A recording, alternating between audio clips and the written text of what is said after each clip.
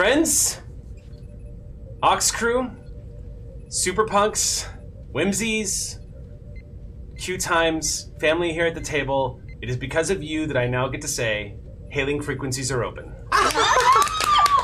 Welcome to Clear Skies, our brand new Star Trek Adventures campaign here at QueueTimes. Of course, at the top, we're going to be a little heavy with getting some thank yous out of the way because this has been in the works for about 10 months, trying to get this up and going. Everyone here at the table has been working tirelessly, talking about characters, coming up with characters, playing session zeros, developing, painting, working on art like crazy. I think I can go ahead and start at the top. Somebody who has watched Sam bust their ass to create our characters for the show. Thank you, Sam Delev, for bringing life to our characters. Thank you. Thank you. Thank you for trusting me with your beautiful character designs. You're wonderful and really hot.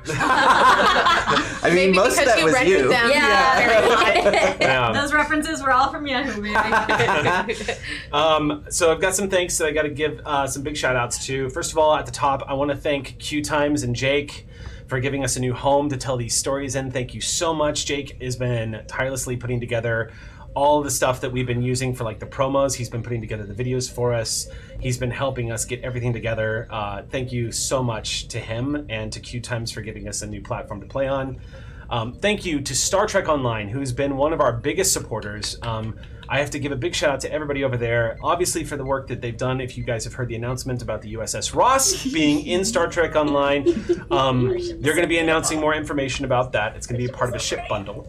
Can we just take a moment and say that you're announcing something like that on episode 1 before we say it's pretty wild. anything? It's pretty wild. It's amazing that we got to do that. It's absolutely amazing. The trust. It's absolutely amazing that we got to do that. And so I have to extend my thanks to Mike Fadam, but also in particular to Thomas Maroney, who designed not only the USS Ross Bridge, but also the overlay you're looking at right now. Isn't it gorgeous? Thomas has come through, and by the way, also our Clear Skies logo. Right? Thomas Maroney has just been going out of the way and doing amazing work for us and supporting the show. We cannot thank you enough, Thomas. So I have to give some big thanks to there. Also, I have to give, I'm just looking this up now because I realized I didn't write it down because it's the first episode and we like to be prepared, don't we? This feels right. This feels, yeah. I want to thank Greg Campbell.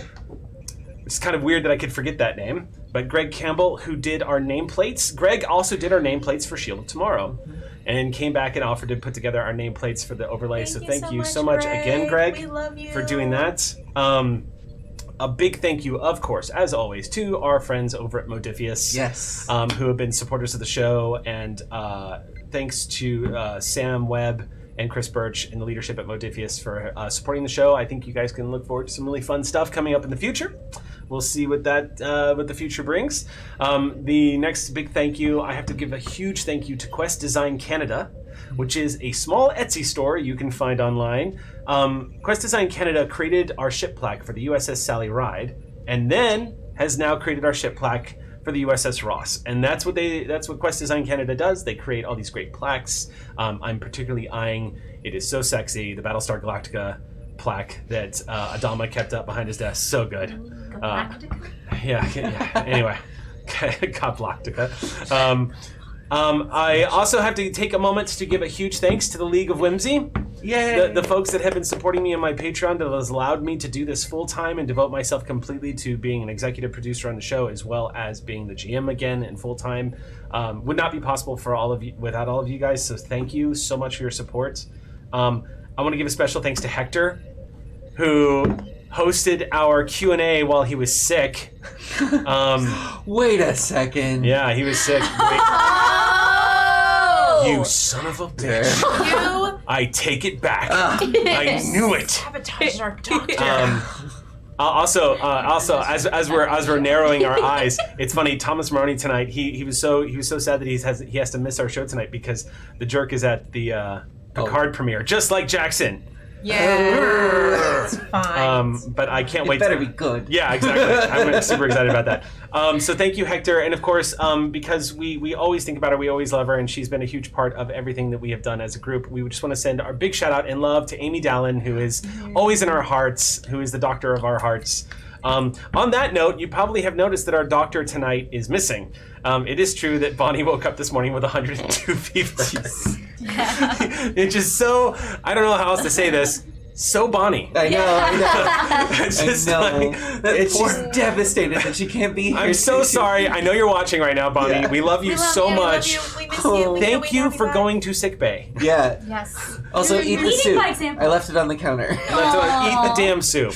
We want you here. Don't worry, Bonnie. We're here every Monday at 6:30 p.m. at QueueTimes. Every Monday. So we'll see you next Monday. Except for the bread. Klingon ships here. Also, real quick, as I wrap up and open it up to any announcements and anything else we want to do real quick, I just want to give a big shout out and thank you to the support we're getting tonight from Geek and Sundry. Of course, that's our old home. We love our friends over at GNS. Without them, Shield of Tomorrow would not have happened, and we probably would be sitting here today. So a big thank you to everyone over at Geek and Sundry. And that's for now. I've got more thank yous next week, but for now, those are my deep thank yous for everyone who's been helping us put together all of this. Okay, thank you, Eric Campbell, for putting all of this together. Yeah. Maybe just a little bit. You did that on the last episode of S.H.I.E.L.D. too. I saw you trying to sneak that in at the end, and I was like, no, talk over Sam, talk over Sam. Still true. You do a lot, and we're very thankful for you and for our producer, Aki. Our producer, Yes. Aki. No, why? Why this? Why? So It's my job. it's true. Get ready. Captain Sam. Before we jump into tonight's game, just want to open up the floor real quick. Do we have any other announcements that we want to make before we start our campaign tonight? We're going to space! And there's ship! And it's a hot ship! And it's a crew! And his crew is so good! And I'm excited! It's going to be so good! This is why it's good to do sound checks before we start. Yes. It's a hot chip. I did hear that too. So hot! So what do you call somebody who's in love with like spaceship? Because there's A furry. technophile? A shipphile. A shiplophile. A captain. Clever. Shall we? Let's go ahead, everyone, and join us as we begin our campaign of Clear Skies.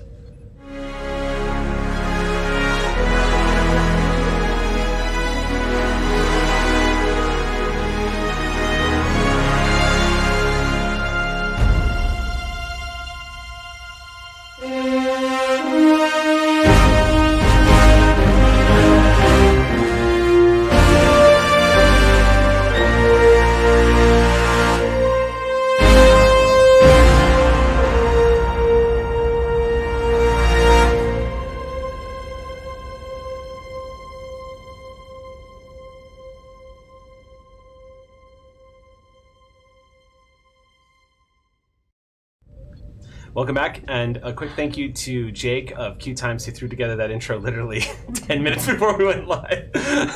Thank you so much for doing that for us, Jake. Let's go ahead and jump into our campaign. Episode 1, the prologue to Clear Skies. Is everyone ready? No. Ready or not, here we go. All right. Azuri, it's the same dream you've been having for the past couple of weeks. It's you walking into the office at Starfleet Command. You know you're going to be told that you're getting a new commission. You know you're going to be told that you're getting a new ship. Some people, some friends that you have on the inside have kind of let it slip. And a few times over drinks and the officer's lounge, you've kind of been given the, so I heard, a rumor that this is happening. It was a uphill climb, considering where you were coming from and the work that you've done in the past. It was a bit of a long shot to ask for a new commission that would involve space exploration and moving away from your previous specialties. But your record has definitely spoken for you, and with the new direction that Starfleet has taken, apparently it seems to have paid off.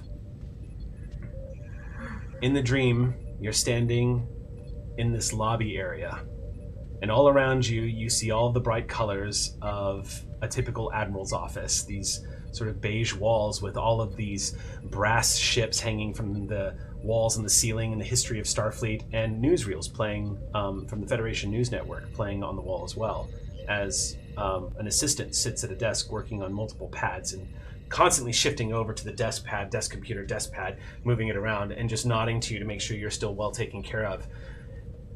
Unable to sit down, this assistant, he has asked you a few times and you've had to very firmly say, thank you, no. Some pretty interesting things playing on the news network that you haven't forgotten either. But in the dream, as you're cycling through it, this part always is kind of a blur. You can hear the words being spoken off the news network, and you're watching some of the news reports coming in from the Alpha Quadrant, but you don't really remember what they were saying. You only remember the sound of that shh door opening as the Admiral himself steps out of the office instead of calling you in. Standing there at the door, you see Admiral Nollis Ree, Starfleet's first Benzite Admiral, and your old CO. Nollis Ree has the typical dark marbled blue skin. Unlike some Benzites who are now in Starfleet and have made their way up into the officer ranks, he has not undergone the procedure to have his breathing to be corrected here on Earth and in other environments. So he is wearing the standard Benzite, the old, now slowly becoming out of fashion Benzite chest plate that constantly feeds him the necessary gases he needs in order to survive. Vintage, thank you. Vintage. And he does that warm greeting that you have not seen in years, where he tucks his chin in and tilts his head. The moment he sees you, he just... Azuri. Admiral Reed. Please come in, please come in. I'm so happy to see you. Thank you so much for having me. Step this way, step this way. No disruptions, no disruptions. This way, you're doing great. New? No, just very high-strung. Leads you into the office as the door. Shh. The Admiral's office has been somewhat upgraded. The two walls to the left and right are floor-to-ceiling windows that look out over San Francisco Bay, of which, by the way, is a glorious day outside, of glittering sunlight playing across the waters, just on the other side of the Golden Gate Bridge.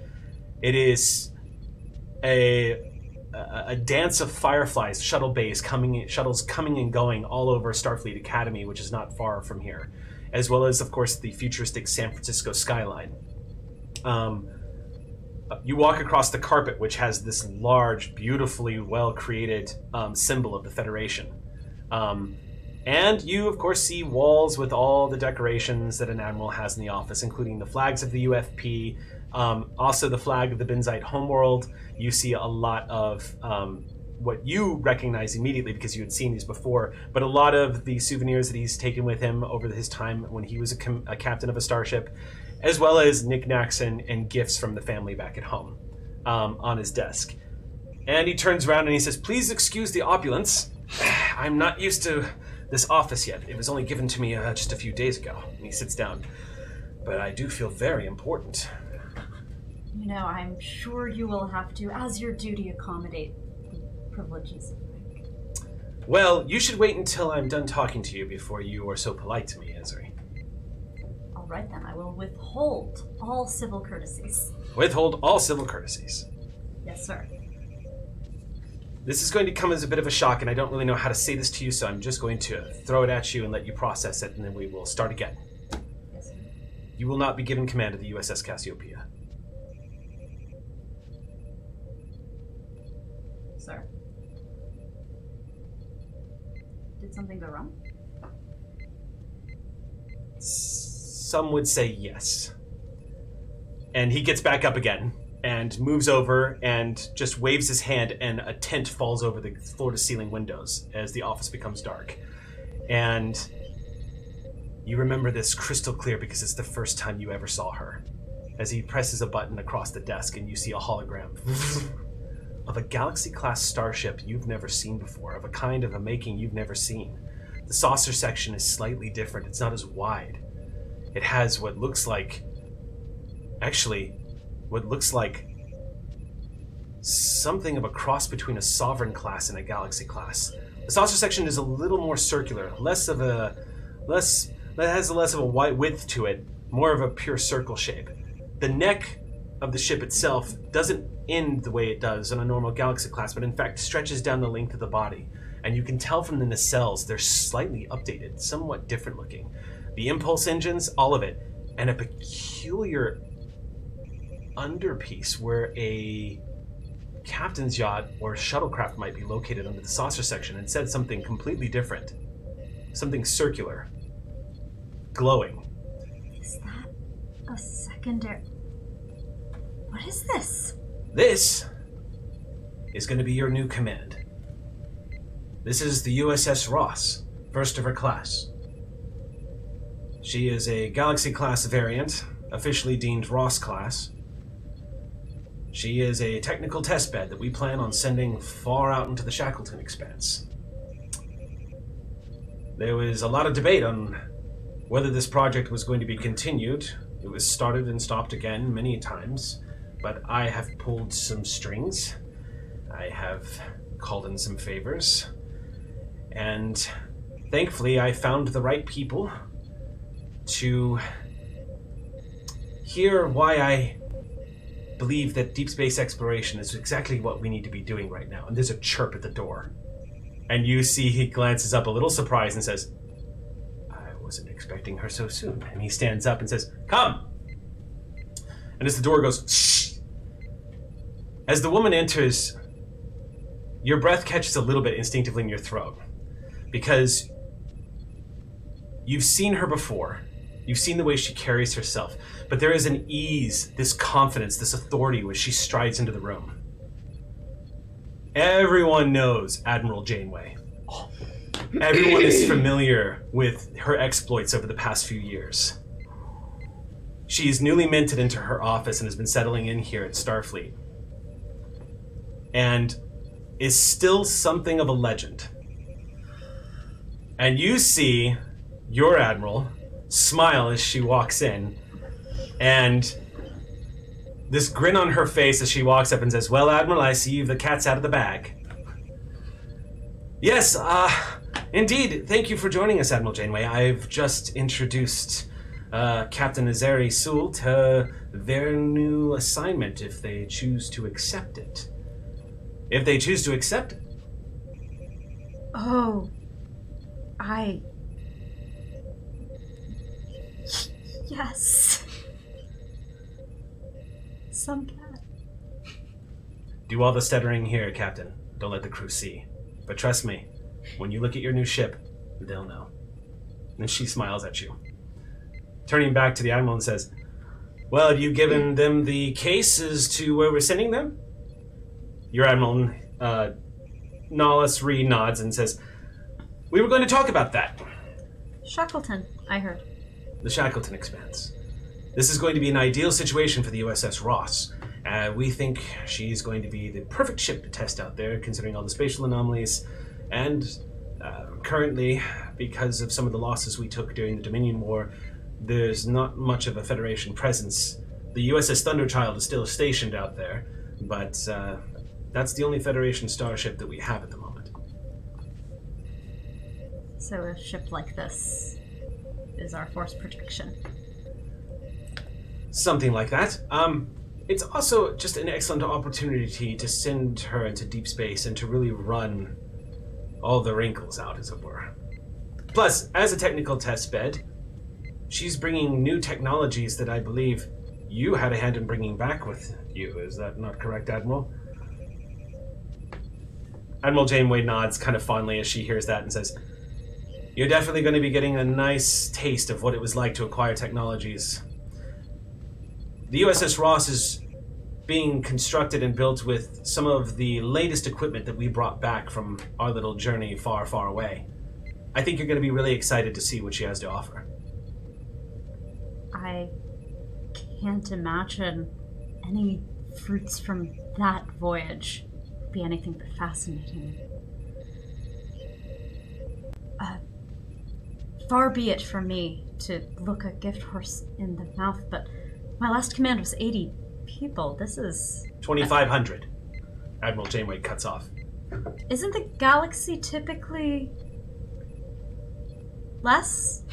Typically. But we're using all the space that we have on board the USS Ross so that we can run her through her paces and really test all the technologies. Not to mention, we're using this as an opportunity to increase staff on Narendra Station. Admiral April Hebert has been requesting more staff at the station for a number of years now, but we're finally going to be able to accommodate her.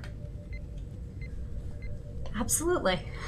Well, I think I should leave this meeting to two old friends. Thanks for inviting me here. I'm glad I got to see a little bit of the reaction. Captain, Admiral? good luck. She shakes your hand. Thank you, Admiral. She turns on a heel and walks out the door. Shh, and it closes and says, "You're getting the top brass send-off, Zeri. I pulled a lot of strings for this. There's a new... See, I said Zeri, and someone thought I said Siri. This is going to be brilliant. This is how we're going to know whether or not someone turned their phone off. Well, I had it on because I have my talents on there, okay? Oh, that's... Okay, so do I. Just That's cover the mic. That's the thing about our present day data pads. They talk back to us. Much like our junior officers, I found.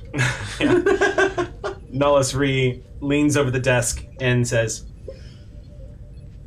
"There's a lot happening at Starfleet Command that you don't know about. And what I'm going to tell you is mostly just my opinion, but it has been my experience that there's a lot of cynicism that's really permeated through Starfleet. And I think you know what I mean by that, don't you? Same folks that didn't want me shifting from my previous work? Yes. And you realize that the reason why they felt that way is because of how good you were at it. And because of all that you accomplished. I was well trained, sir. Well, yes. That's quite true. Quite true. Yes. Yes. I honestly believe that we need to swerve hard into a new direction here at Starfleet. And the only way to do that, I feel, is don't hold back and throw ourselves into the original mandates in which brought us out here in the first place. So, the USS Ross took a lot of string pulling. And she is designed for deep space exploration. She is also designed to be a floating palace of diplomacy, if you will. If you note here, and he reaches up and moves the hologram around and angles it down on the saucer section. This blue ring here is actually an entire promenade in the saucer section. They've removed 2 entire decks and have turned this into a place to conduct diplomatic affairs across the systems. First contact, back channeling in the backyard. It makes a lot of sense. She comes equipped with saucer separation, and yes, It is. she has a secondary warp drive in the saucer section. Knew it! We're still trying to figure out how the application of a secondary warp drive in the saucer is going to function. She's not as powerful, of course, as your main new advanced warp drive, but she is something. It's going to give your engineers a lot to work with. It's going to be an engineer's paradise. I'll look forward to having them give you a whole pile of documentation and doctrine. I'm going to be a little honest with you and let you peek behind the curtain a little bit, Zeri. Only a little honesty, sir. I'm using this as an opportunity to make a big statement about who we are as Starfleet. I'm the first Benzite admiral Starfleet has ever had. This should have happened a lot sooner. And I know the Dominion War holds things back, but the truth of the matter is we lose nothing by casting our gaze to the others who are just as qualified, and making room for those who are less... He almost looks around the office to make sure no one's hearing him, and he just says, homogenous. Starfleet likes to pride itself on being an institution where all are welcome and all can contribute. We should really be that then. I think you would agree that Vulcans and humans have had center stage for quite a long time. And we're grateful for everything. But if we are truly to be the Starfleet we claim to be, it's time we start looking like it. Starting by putting an Orion in this very large center chair. Well, in truth, that you're an Orion is a bonus. You've earned this through and through. You're ready for this. I believe that. I was well trained, sir. I won't disappoint you. I know you won't. There's some controversy, however. It's time that you and I talk about your exo. There's a knock at your door that wakes you up.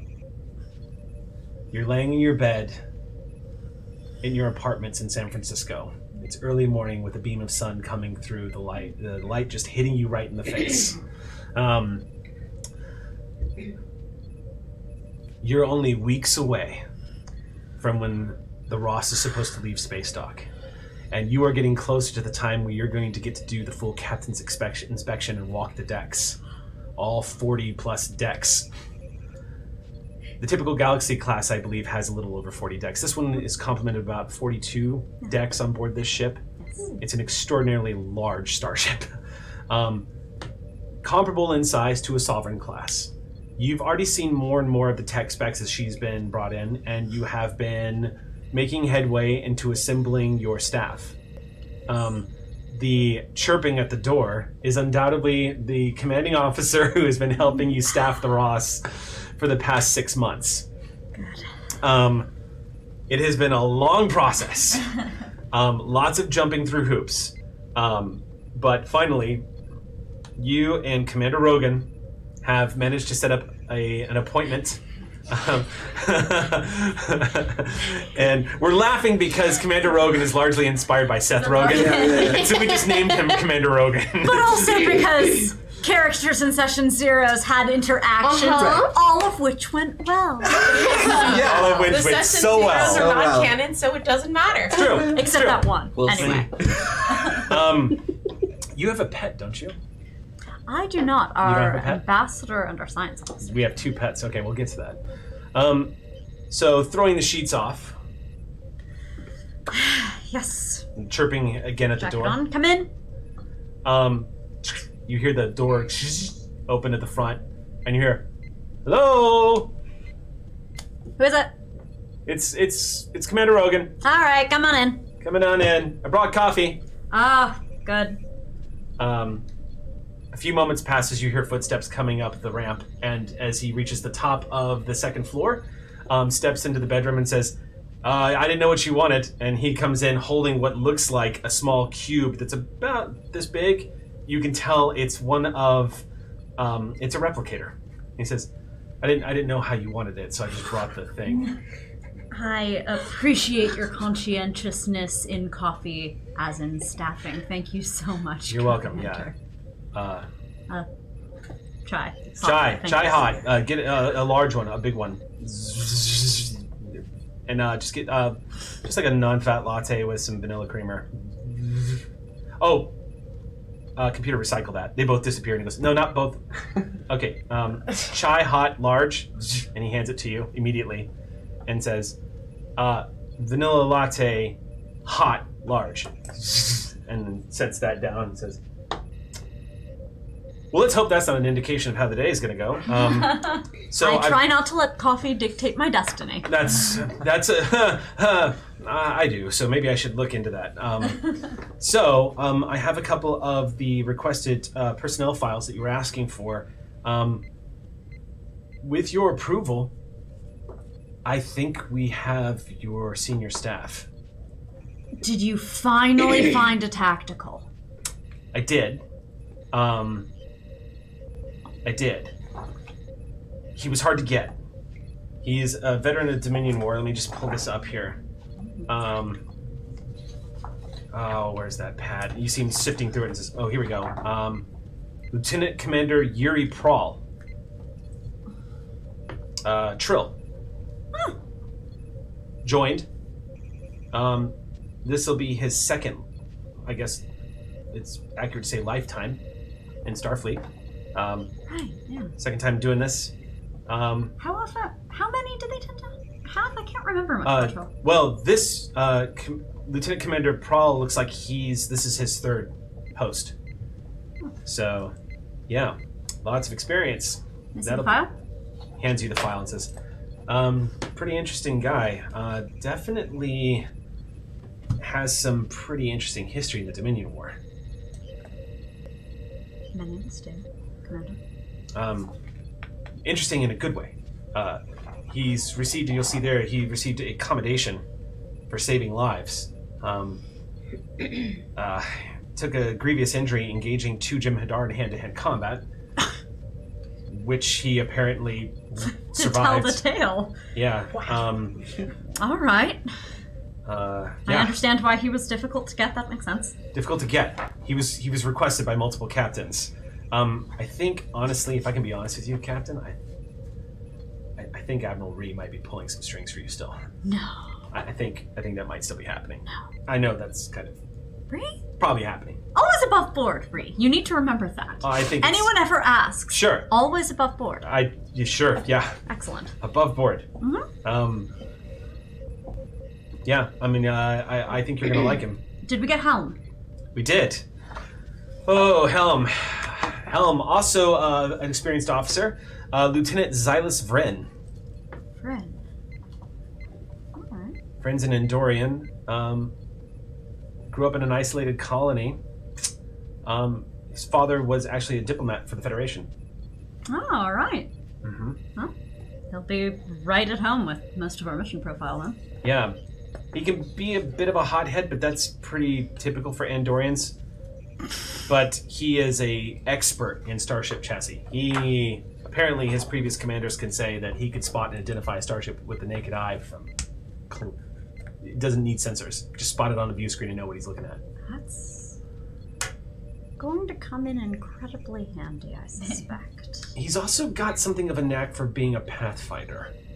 From what I understand, he's really good at sort of finding his way around unknown spaces.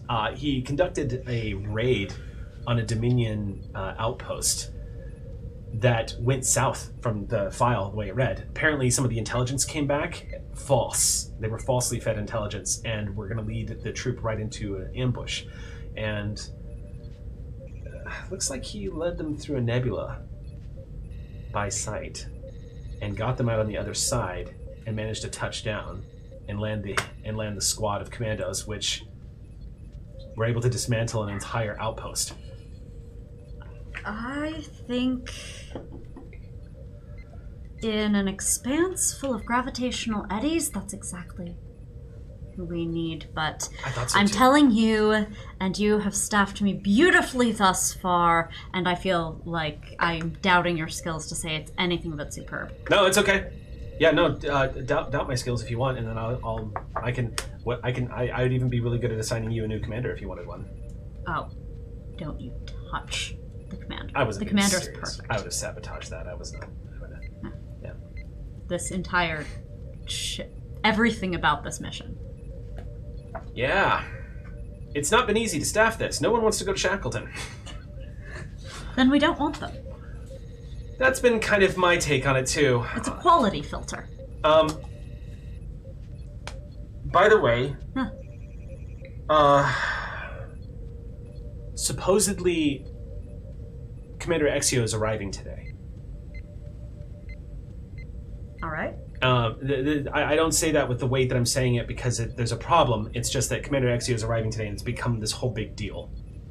The Federation news outlets have gotten wind of what's going on. And what was once an internal Starfleet experiment has now become something of a big hotbed discussion for talk shows, and you're going to see some stupid things on the news networks, Captain. You're going to see some really stupid things. I just want to warn you. I believe they're typically called news networks, yes. Do we have contact info? Where is that tactical officer nearby, by chance? Actually, no. He's actually up at Starbase 1 right now, but he is scheduled to meet us today when we have our big first staff meeting that we're scheduling out. Good.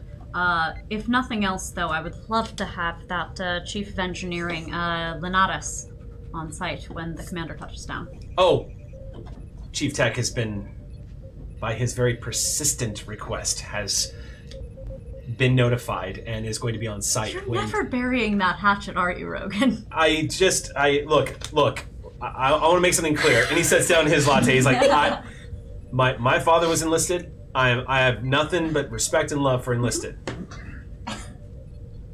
But I didn't trip and fall onto 3 pips. I got these. And Chief Tech, sometimes I think he forgets to look at the collar. That's it. I'm not going to make a big deal out of it. It's just sometimes the man forgets to look at the collar. That's all I'm saying. Well, hopefully he'll learn aboard our ship.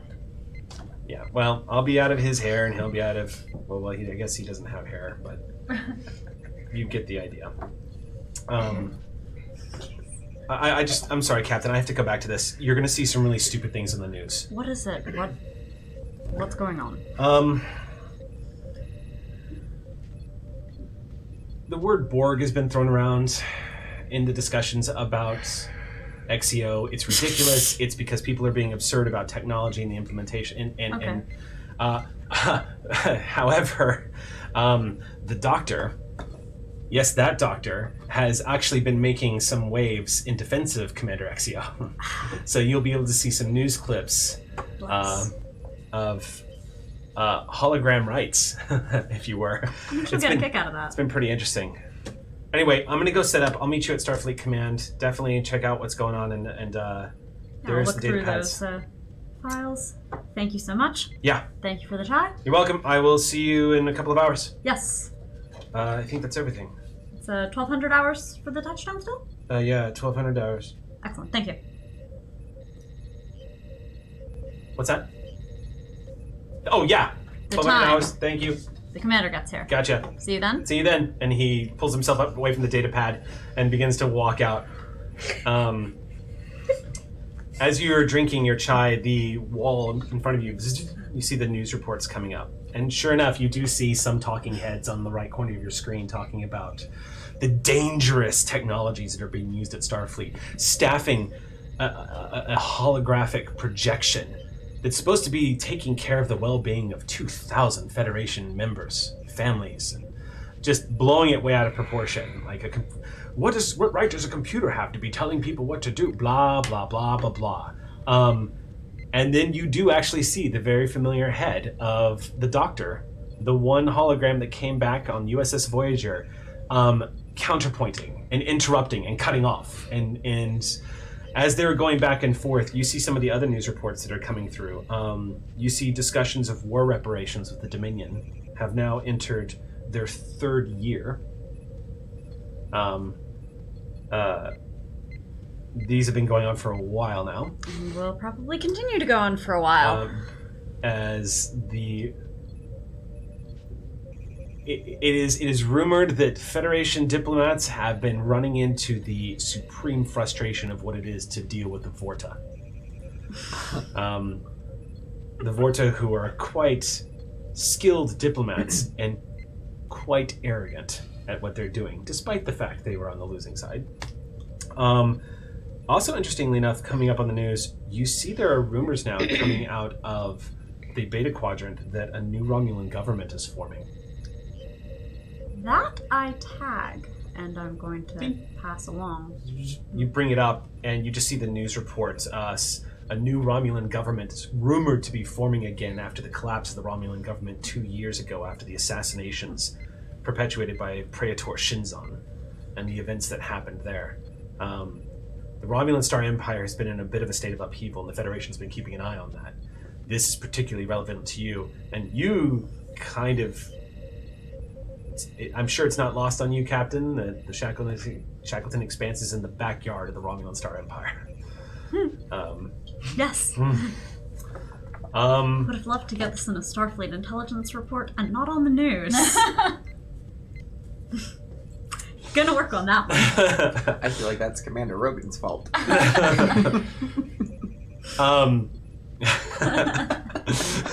I can't connect to Starfleet The intelligence. Dominion War is nothing compared to the war brewing between Chief Tech Lenatus. Galaxy Brain? Rogan started the Dominion War. Whoa. He's just a very good HR staffer, y'all. He's I don't too know. good. He's too good. Must be staff. He did this. Yeah. So, so at the end of unless there's anything else, we can cut to our next scene. As you're skipping through the news and looking down at the data pad, seeing the names of the people who, through your selections, you and Rogan going through all of this and finally selecting down the crew that you want. You are now looking at the names of, should they accept, this will be the senior staff you will be carrying out into the Shackleton Expanse. This will be your space family for the next who knows how many years. Well, then I better study this new tack and helm staff pretty carefully. First thing that comes up on your screen is Lieutenant Commander Yuri Paral, the Trill. You do note that he is an albino, and that his spots manifest as like these darkened but still pinkish spots all across his body. Apparently he undergoes regular treatments and has refused any kind of correction, as Starfleet unfortunately still likes to use the term. I heard it earlier. Right. And has foregone all of that.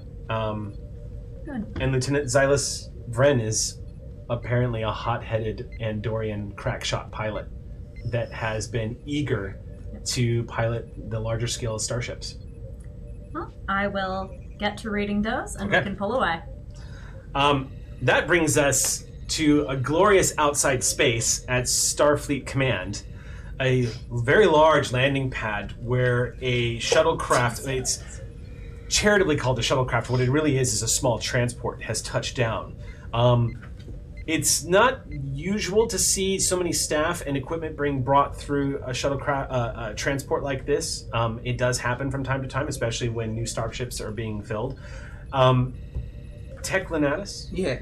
You are standing out on the pad watching all of the staff come out, and you see inside this transport you're eyeing this obelisk, this glossy black tower that stands at about 60 feet tall. Right. And it's about 30 feet wide, and it just glistens with that gorgeous sort of brand new tech look. Oh, I've got stars in my eyes. I'm looking at it. It looks like a warp core. What it looks like really, it's like it looks similar to, like its shape is similar to a warp core. Yeah. But what you're really starting to realize is you're getting a good look at is this looks like something that's going to be installed in the computer data core of the ship. So it is. You're looking at a mainframe. So fragile connections. Are they being very careful with this and moving it gently? The staff seems to be like coming and going. You don't Competently see coming and going. Seems to be. Yeah, okay. There is one person that stands out, a woman in a lab coat who comes walking off the ramp from the shuttlecraft, kind of nonchalantly looking back up, back at the obelisk, and is looking around until she spots you. She's about 5'7". She's a woman who's probably in her late 60s.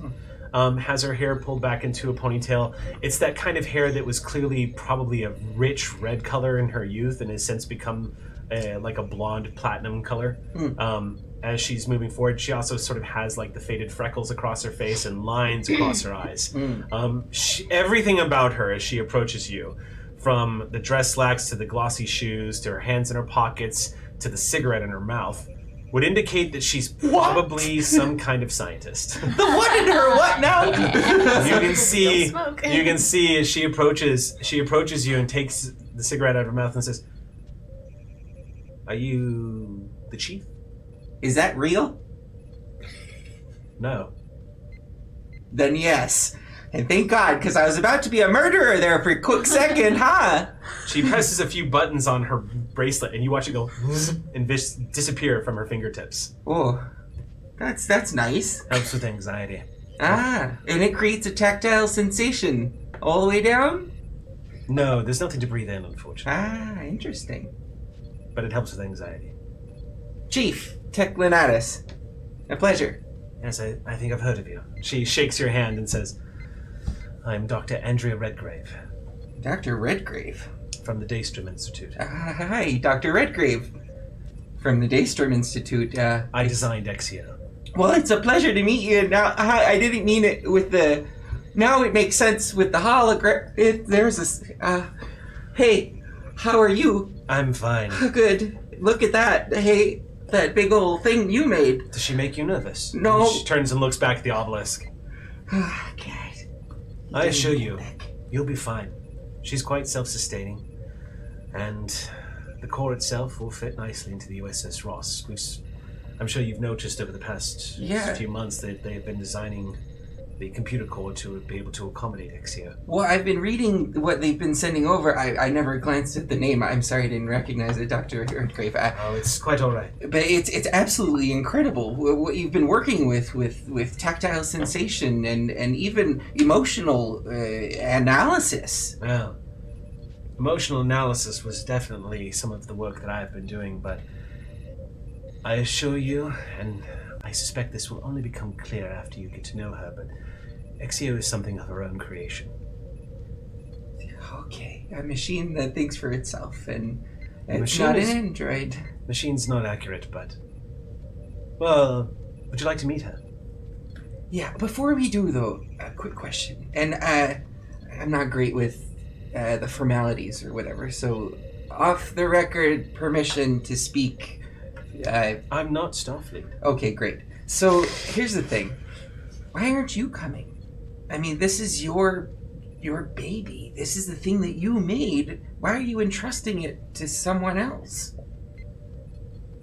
Because, Chief, sometimes the children grow up and they have to leave the house. Oh, that's a good one. Hey, yeah, but that's very expensive and a lot of work. So, That's I my mean, you life's could come work. with. That's my life's work. Yeah. Okay. I guess the whole point is that it has to work on its own. For the first time, though, huh? She tilts her head and she reaches over and she very gently puts her hand on your arm and she says, "You're going to do fine. And don't worry. You're not going to be alone.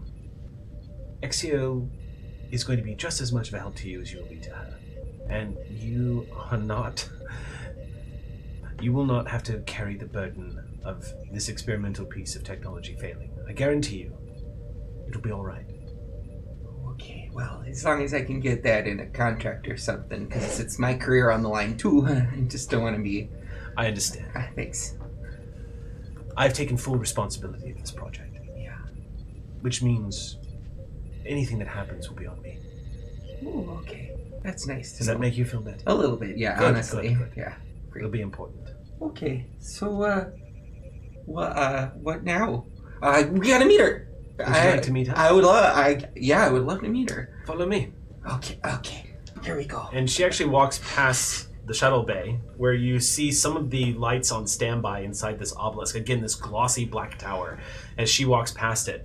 And she's walking into one of the buildings that's nearby, about maybe like 60 meters away. Walks up the ramps and into the doors, holds it open for you.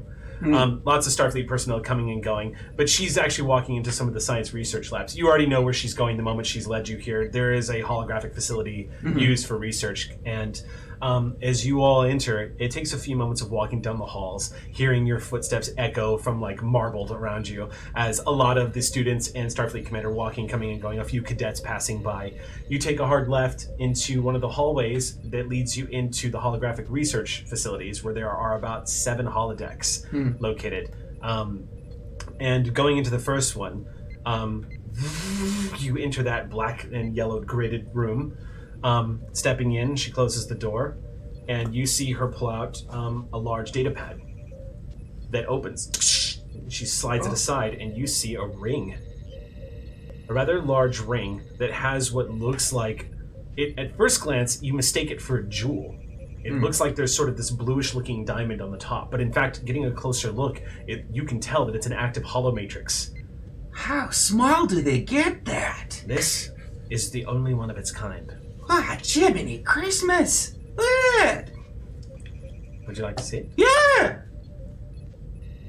She holds it out, and Exio activate. And you see she's shaking hands with, would you like to describe yourself? Yeah. You see a very slender but fit woman of about 5'10". She's got swooped, very light blonde hair with one white stripe sort of mixed in, and immediately extends hand and then oh, it's tight in there. Just kidding. A little hollow humor. Hello? Is that to me? I am looking at you. Oh, computer, hello. I am It's Chief Exio. Exio. Yes, I'm sorry. This is awkward. I'm used to tinkering with computers, on the inside, so it's weird to meet one on the outside. Have you never been in a hollow? Oh yeah, but you're a crew member and not you're a hologram. Is that derogatory? Oh gosh. I step a little closer. It's all right if you'd like to touch. Okay. And I'll touch the emitter only. And I'll look at it and start, fidgeting with it. What immediately grabs your attention isn't the touching of the emitter, it's the way you see her skin pull when you move the ring. Whoa. The simulation is 100% real. As you touch the emitter and pull a little bit, you can actually feel the tactile of the skin and the mild warmth underneath it. The photonic energy and the technology that's being used here is completely experimental, and it's extraordinary. And at that point, Dr. Redgrave speaks up and says, we weren't able to fully replicate the mobile emitter that the doctor brought back. As she's speaking, I'll start walking around you and But we have come up with something comparable, and this is going to be an excellent opportunity to test the efficiency of the emitter and its range. In the back, I poke. Impolite, I am your superior officer. Gosh, you programmed that that valuable tactic into it? Ha ha ha. She glances at you and says, Chief, Exio is not an it. Sorry, that's my bad. What pronouns do you prefer? She, I'm a person. Okay, she, her, it is then. Yes. I'm sorry. It's going to take It's going to take some getting used to, I'm sure, especially for people that are tech-minded. But I'm fascinated, though. I'll show up for counseling every time, without fail. Wonderful. My door is always open. Yeah, I'm fascinated. So, you want us to call you Exio, Commander Exio? I prefer Commander Exio on duty, and Exio if we're friendly. So you go off duty and everything too. Well, I believe taking breaks is good for mental health. That's true, but I mean, the whole reason that you're able to do so much, both counseling and as the second of command of a starship, is because your processors are able to handle it. Yes, I absolutely can, and if an emergency scenario requires me, I absolutely can do that. But on my off days, I prefer to relax. That's great! Do you want to go bowling or something? I'd love to. I've never been asked to bowling before. Oh, bowling it's something else. How do you do it? Well, it's kind of more of a visual thing. I gotta show you.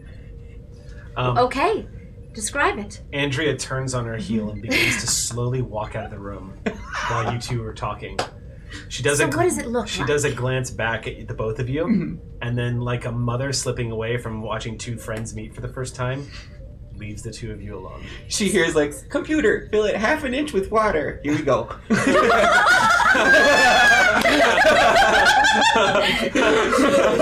I just heard you, and here we go.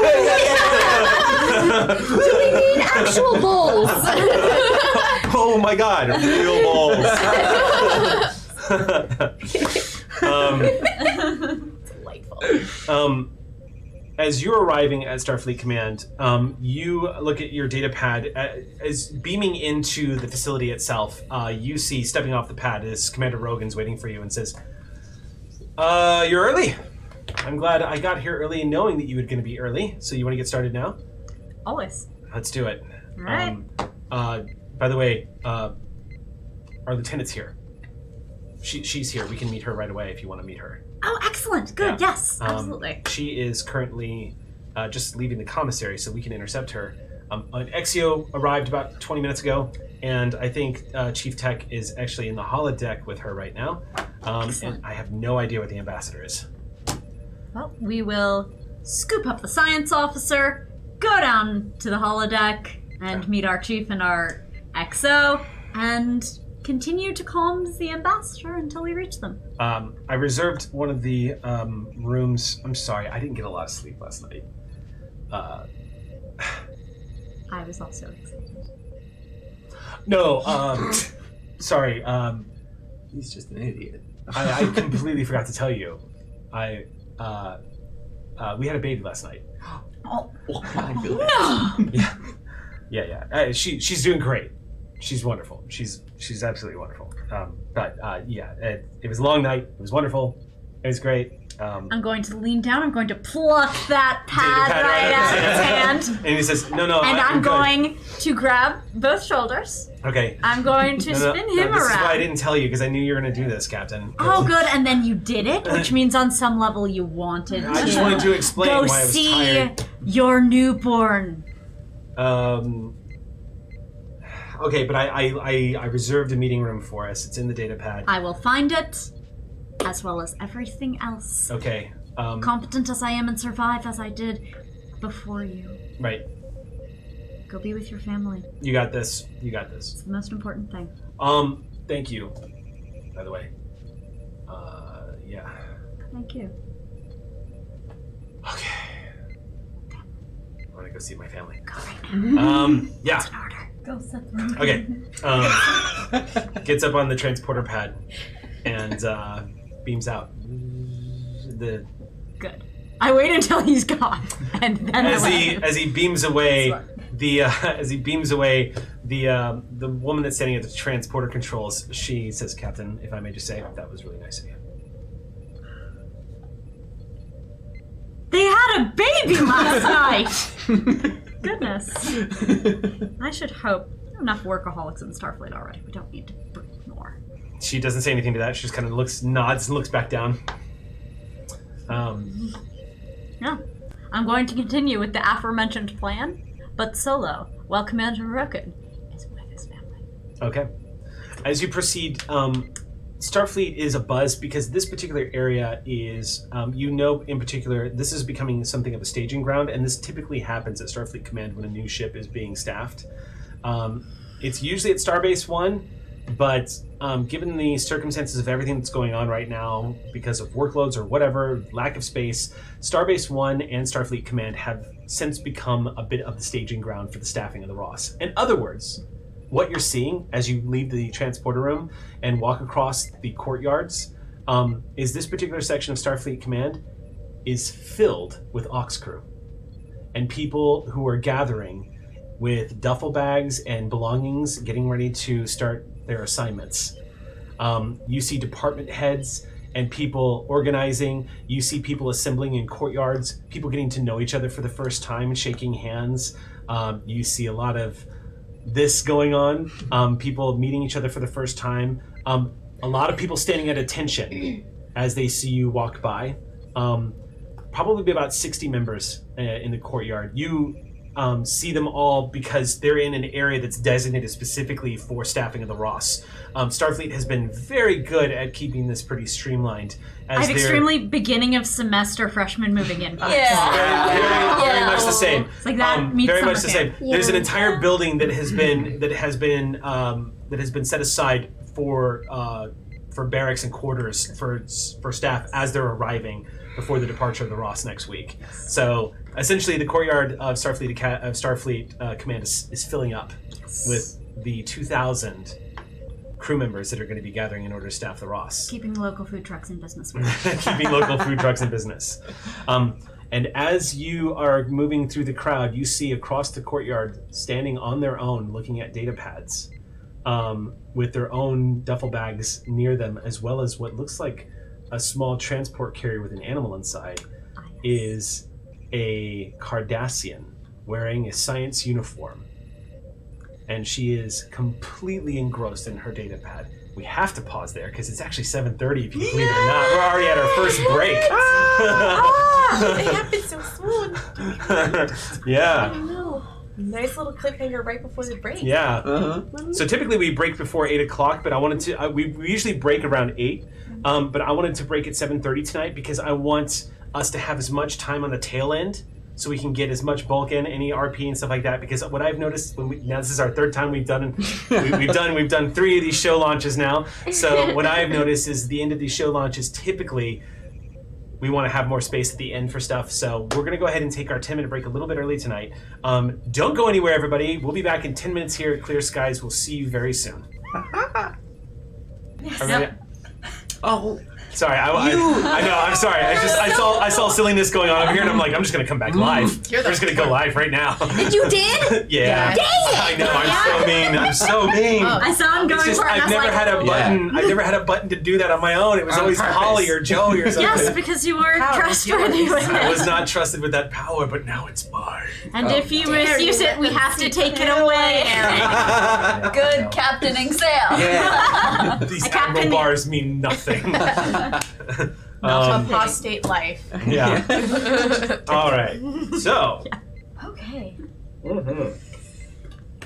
We're ready to dive back into our game tonight. Welcome back from our little break, our little early break. We're going to play right through till 9:30 p.m. our time. So let's go ahead and jump back in. When we left off, Captain Ezri Sol was walking towards their new science officer, who is all by herself, outside away from the crowds that are gathering around her. It doesn't look like it's so much of a situation of avoidance. It more just looks like a situation where you've noticed that when crowds get a little close to her, she looks up from her data pad, notices, picks up her stuff and moves away, and sets back down and starts going back into her data pad. It's social fluid dynamics. Mm-hmm. You expand to fill the space available. All right. Introvert. Lieutenant, look out. Captain. Did the department meeting go well? She looks down at her data pad and is like, yes it did. We have everything we need. And you see her swipe away what's on her data pad. And I think that you are quick-eyed enough to see that it's like a fantasy league of the ensigns.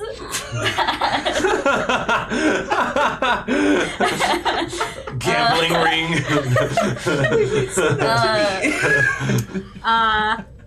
So I clock that. Yes. And I'm going to kneel down and the carrier. And how is Orwell ready for transport? So describe because the audio. This is. Yeah. Let us know who Orwell is. So Azuri looks in the carrier and sees. this is Orwell. He is a wombat, which is a traditional animal on Cardassia for people to keep as pets.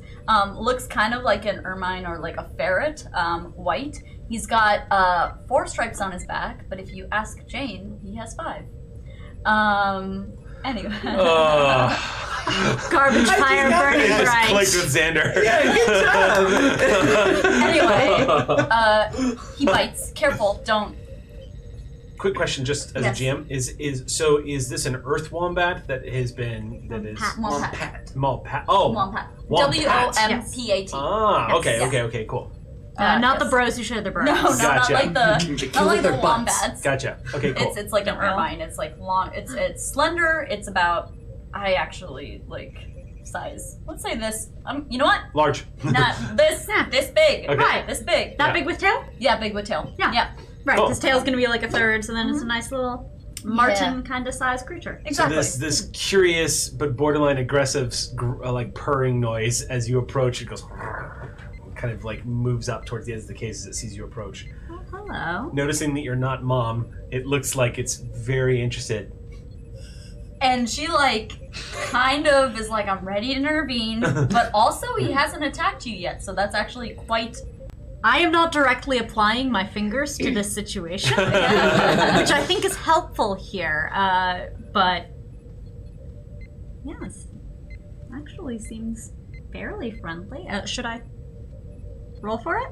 Do you want to make the first roll of the game? I I want it to be animal friendship. In fact, given that the complication range will be expanded, most likely, yes. The first roll of Clear Skies is an animal friendship check. Aww. Of course it is. So that is going back. to be a. Yes. I mean, it really is it's- calling upon your attribute of presence and the discipline of command to remain calm and approachable. Lovely. Go ahead, and I'm going to set the difficulty at 1, so All it's right. relatively easy. But just to be a jerk, I'm going to spend the first threat of the game Yeah. to raise the threat range to give it a threat range complication increase by 1. So Or we'll bring some 19 or better, and it's a complication. I did one. Is this a situation where my bonus d20 comes into play? Already. It started. Wait, here we go. All right. Just because it's like a animal friend or foe thing, it seems like it might be relevant. What is the And also relevant for the complication range. So run it through me. Run it by me, like what the exact trait you're using is or skill. If I'm trying to influence a creature that can be influenced, I add a bonus d20. Yes, I think so. Yeah. Yeah. And more notably, it also increases the complication range by 2, which means that given the addition of spent that 1? threat, it's Okay. going to be 17 either or I better? succeed or it's terrible. Yes. All right. So back. we are back. 17 or better is a complication. We do love thee. Boom, boom, boom. 3 successes, no complications. Oh, 2 beautiful. momentum. Yay. Immediately, you watch, rather surprised, as they gently move closer and closer to the cage, and the sort of aggressive. A lot of people mistake that purring sound that they make to be something of an affection, but it's actually a "come at me, bro." Instead, you hear the purring stop, and Orwell edges up to the cage and nuzzles as much as he can up against the captain's hand. But just the back of my hand. Again, no fingers. Oh. Orwell, you said? Orwell. What a sweetie. And I think that's genuine affection. He did this once, and he was faking it. And I love Orwell sounds him. like a cat. Oh no! Did I snort? Oh my god! I had my First finger snort up to count. my nose. First snort out of the cage, and it wasn't Bonnie. Bonnie. All right. She's gonna kill me. She's going to kill you. Oh. Uh-oh. If it Oh, had been me, man. it would have been forgivable, but it That was you know so that Clear Sky Stats is going to mark that down in history. Oh no! Forever. Traditionally, the captains also do so. As I recall. Are you writing this down? Yes. Well done, well done. Oh, It's Well done, my lord. So I've got to resign now. So next week, Xander will be sick. Mysteriously. Yeah. Right now, Bonnie is coughing on everything you own. Okay, so soup is gonna be everything. yeah. She's just snorting. I'm surprised we didn't have giggles before this. Hey! So, Did you... He's treating you very well. Did you grow up with pets? Captain? there were animals on a starbase here and there growing up. All sorts of weird things on starbases, but no, not for myself. You? I'd say this is my first one. It's a nice Noted. change of pace. So which of the ensigns is at the top of the bracket? Ensign Walsh. I think they're gonna make it. Their pipetting skills. Yeah, you think so? I thought the Western Blots were maybe a little weak. I think he makes up for it in time. Yeah. When do submissions close? Technically 5 minutes ago, but I can make an exception. It wouldn't be captainly, but naturally I'll expect reports on the results. Of course. Of course. Lieutenant Captain? Orwell. We'll see you at the meeting in a little while. Yes, is that still in... Yes. Still in the yes.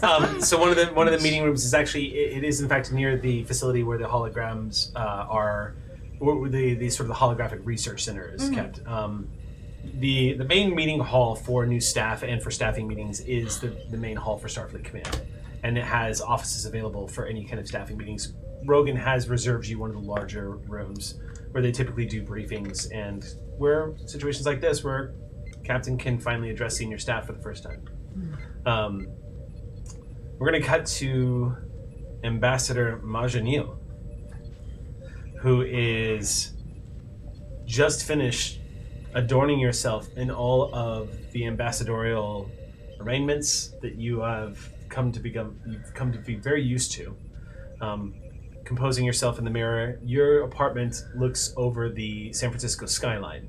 From here across the bay, you can see on the other. You're on the opposite end of where San Francisco kind of has that like shoreline where you can see out into the bay.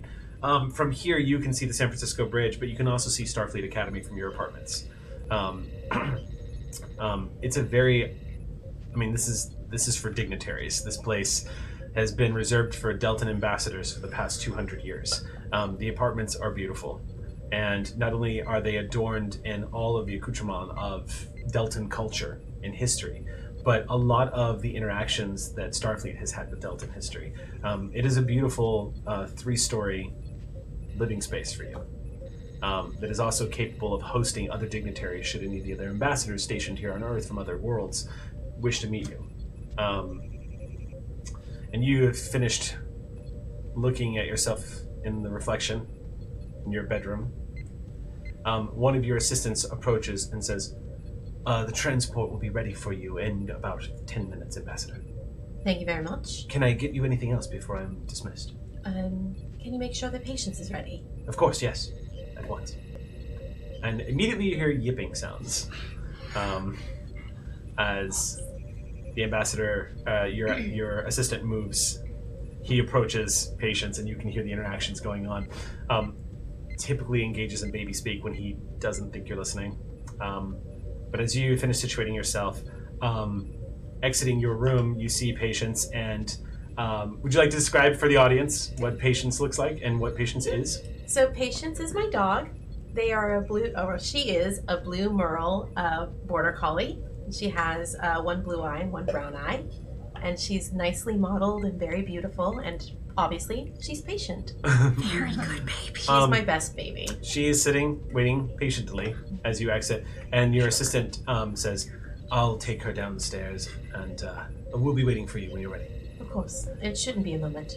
Leads Patience out of the room with your items.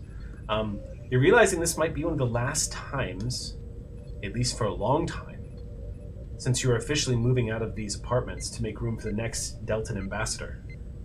This will be the last time you look across the San Francisco skyline for some time. This is a moment of quiet in your room.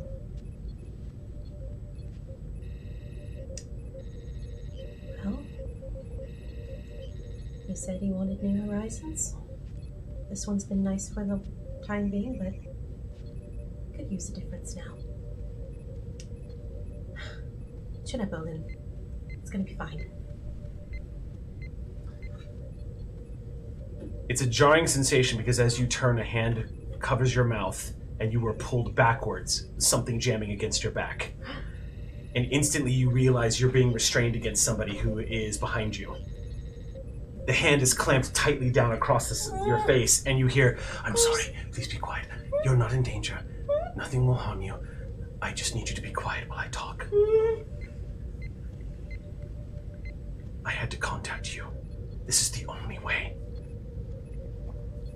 I need to be on board that starship. I'm going to let go. When I do, you will not turn around until I am gone. And when I am gone, you will find a data pad on your countertop, not 1 meter away.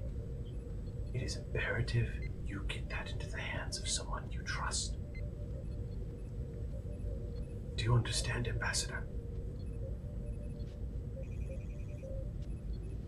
I will attempt to contact you again, I promise that next time it will not be so rude. My apologies. There was no other way. And you feel the grip lessen, and the hand removes from your mouth very slowly. Don't wait. Let someone have that datapad that you trust. Preferably someone in Starfleet. You hear the telltale signs of a transporter being activated behind you. And as you dare to look over your shoulder, there's no one there but a datapad on the tabletop.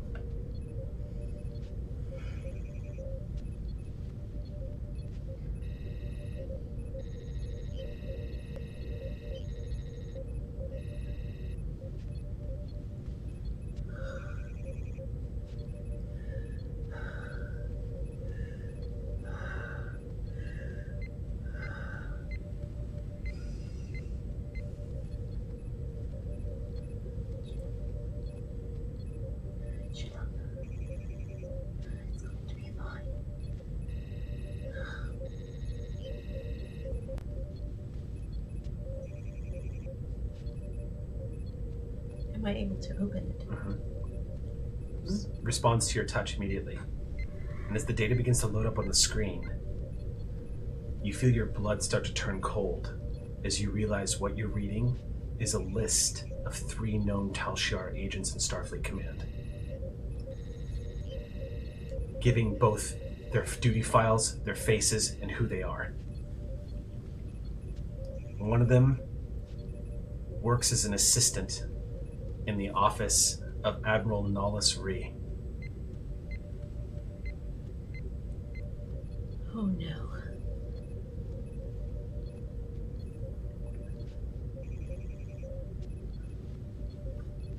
And I gather up my things and I quickly head towards the transport.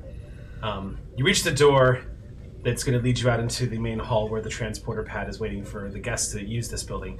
And as you reach the door handle and it responds to your touch and begins to open, you notice that your hands are shaking. And the door opens. I stick the pad into my bag. Okay. Stick it into your bag.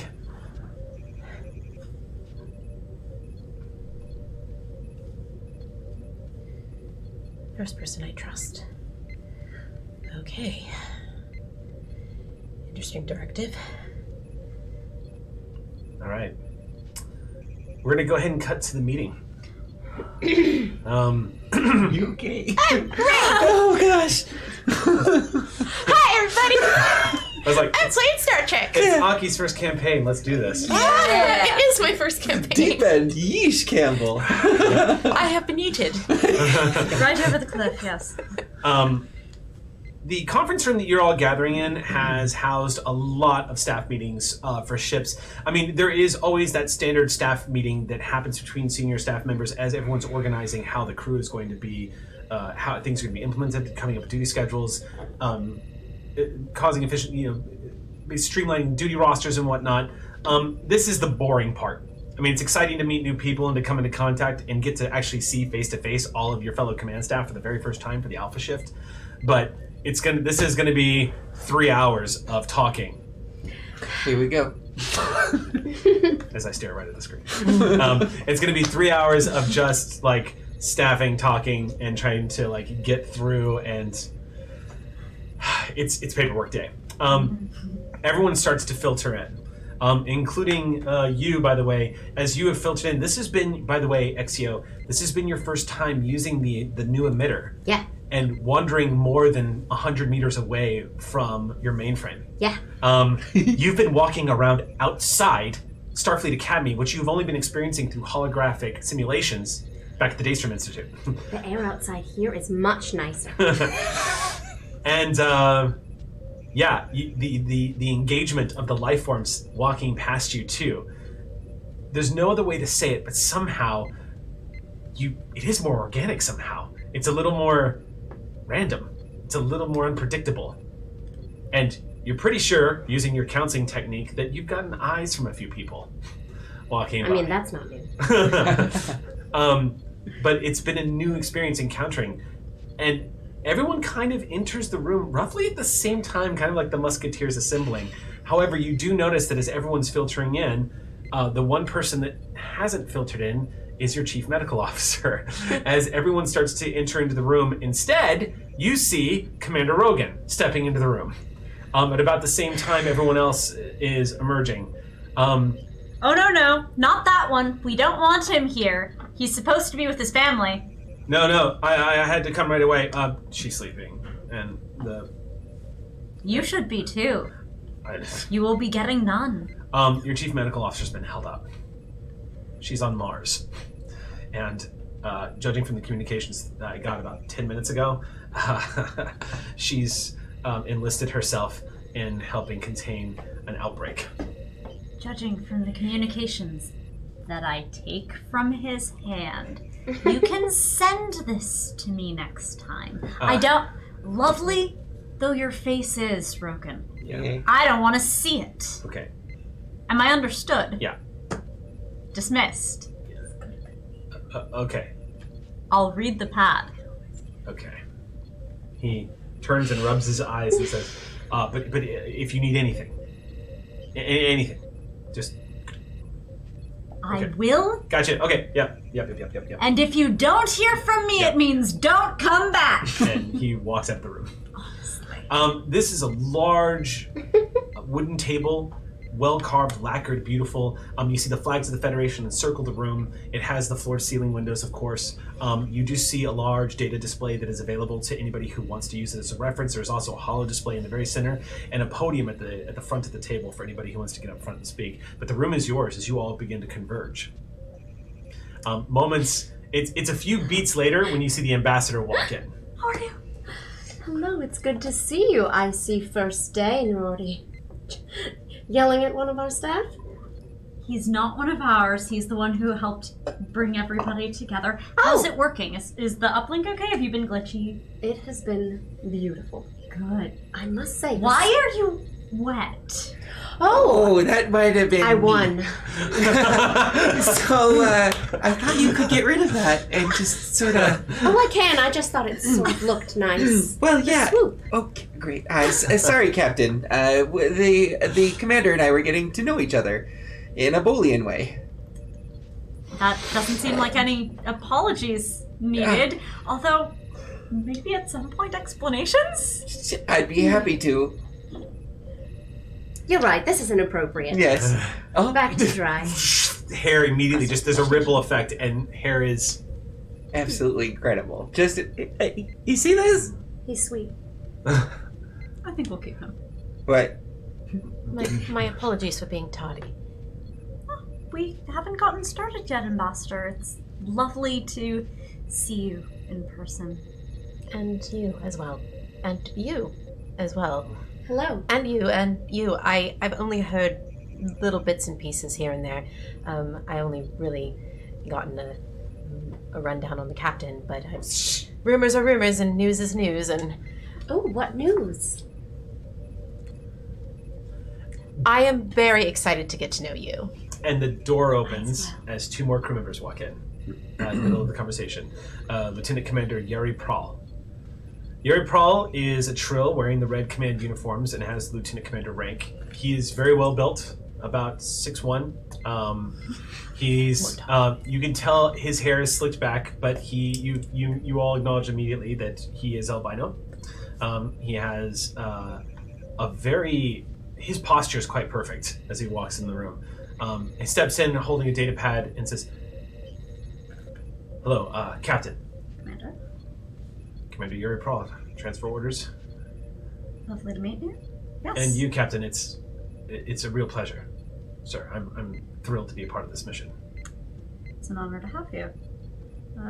Find your seat, get set up. We're starting in just a couple minutes. Right away. Hello, Commander. Commander, I've heard so much about you. It's so lovely to meet Likewise. you. He shakes your hand. It's a real pleasure. Sorry. It's all right. I'm getting used to it. This will be the last time I do it. I promise. It never is. Right behind him comes walking in an Andorian who has also this sort of sheet white hair that's been pulled back into a short ponytail. And he apparently has what looks like it's not unusual for Andorians, but he does have facial hair, chops that come down to about mid to his face. Again, I am thirsty. He comes walking in wearing the yellows of an operations. He has the lieutenant's pips on his collar. Walks in the door and says, "Sorry, I didn't actually get my orders until this morning, so I don't know who's who, except for you are obviously the captain. There we go. It's good to meet you, sir. I'm Lieutenant Friend. I'll be your to meet you, Lieutenant Friend. I'll be your pilot." And this is your first officer, Commander Exia. Well, that's a great name. Commander, it's nice to meet you. Nice to meet you. You can tell from the way he's talking to you, he either doesn't know who the hell you are, or he's just really accepting, but he shakes your hand. Honestly, it's refreshing. Yeah, shakes your hand. We have our Chief Science Officer, Lieutenant Lacat. Yeah, I've heard of you. And, nice to meet you. Extends his hand. He goes, yeah, that's what I've heard. Nice to meet you. Nice to meet you. Notably friendly, our Chief of Engineering. Oh, is that Technatics. what's going around? Hi there. Friendly, Nice to what meet did you. you say? Hey, another blue person. Nice to meet you. Blue crew. Shakes your hand. It's like, good to meet you. Yeah. So, you're a helmsman, eh? Yeah. I Pilot. heard you've done some daring deeds in your time. Oh, yeah, had to. Kind of had to. It's Starfleet. The report makes it look a lot sexier than it really is. I'm just happy we were alive at the end of it. Well, hopefully we get your good flying out there in the Shackleton Expanse. Yeah, I'm looking forward to that. Anomalies. You could run into them. I mean, they're just out there. They're like holes in space, just everywhere. I mean... And ideally, for the sake of all of our crew, we won't run into them, particularly for the sake of our civilian staff, such as Oh, yeah. Ambassador Olin Moshin. He says, "Oh, Ambassador, it's a pleasure to meet you." Pleasure to meet you as well. Shakes your hand. Yeah, no, I'll try to keep your ride as smooth as possible. I appreciate that, but don't make any such accommodations for simply me. Do it for me, though. I Okay. appreciate it. Yeah, no problem. Yeah, I'm tougher than I look, is what I was trying to say. I'm not. Okay. So about these anomalies, I just want to take you. He goes, "Oh, I've been studying them like crazy.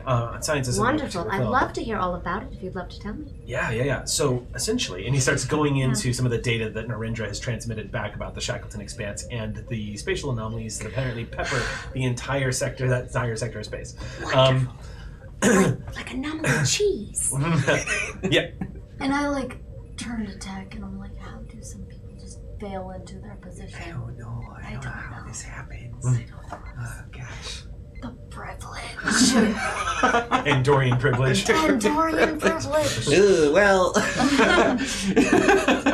Right.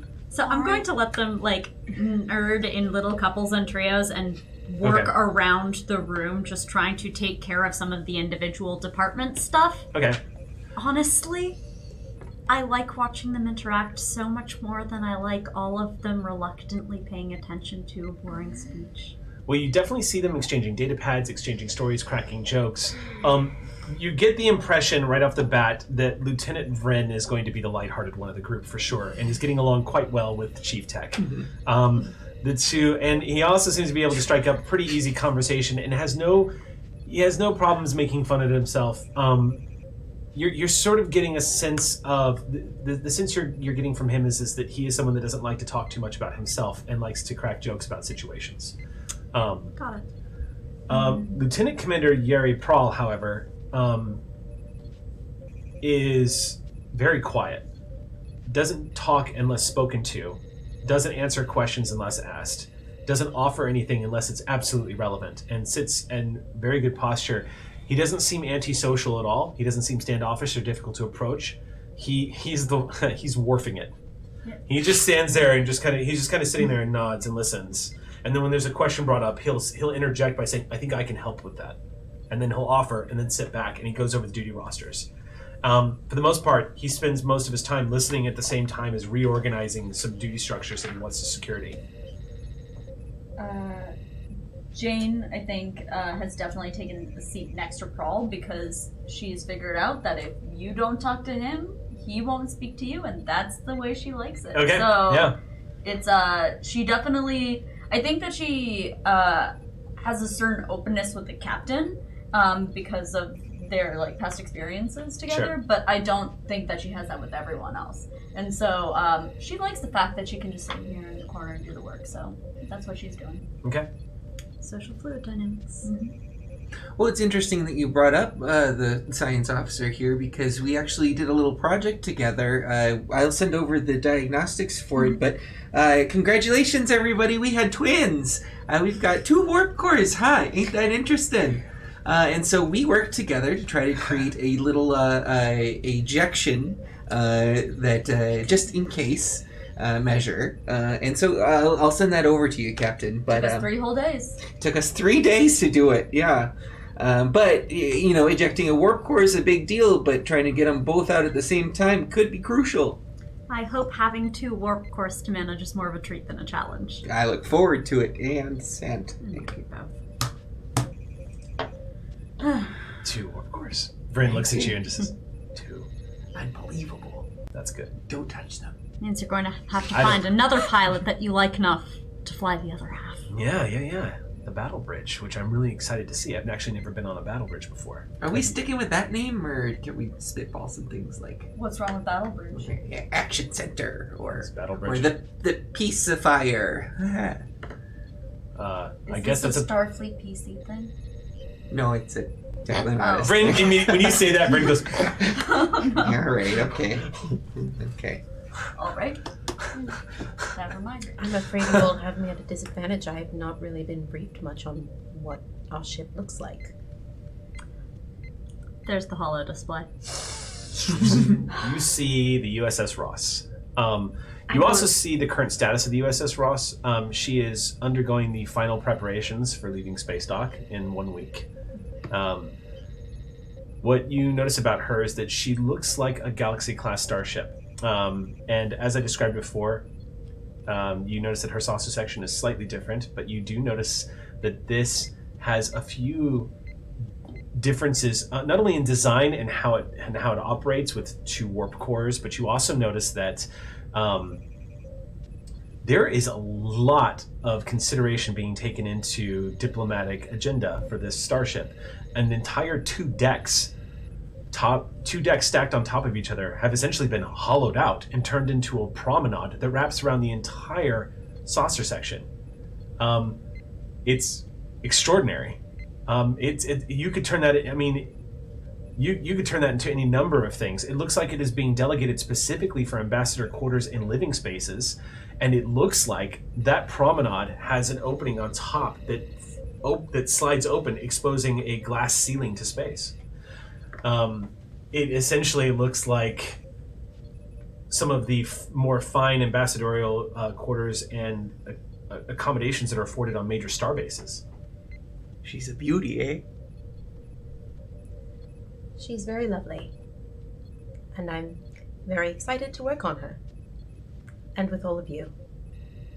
You can tell. Captain, I have a question. Yeah. The security officer, Prawl, just speaks up and says, I have here in my notes that we're actually going to be getting a Satitian Ops. Is that accurate? I haven't seen Satitian Ops on board a starship in about 10 years. This will be the first time I'll serve on a ship with one, but I'm very much looking forward to it. It's all the way. Honestly, Satitian Ops is integrated through a lot of the ship, and actually, Commander, would you mind? With pleasure. So you see, sure enough, and I want to make a special note here for anybody who has any questions, but this is actually canon Star Trek. You see that there are multiple decks coursing throughout the interior of the USS Ross that is essentially an aquatic life support system that runs throughout the entire interior. allowing you turn tiny. Do I turn tiny? Scuba diver, and you're like, here it is. Just frizzle it. Yes.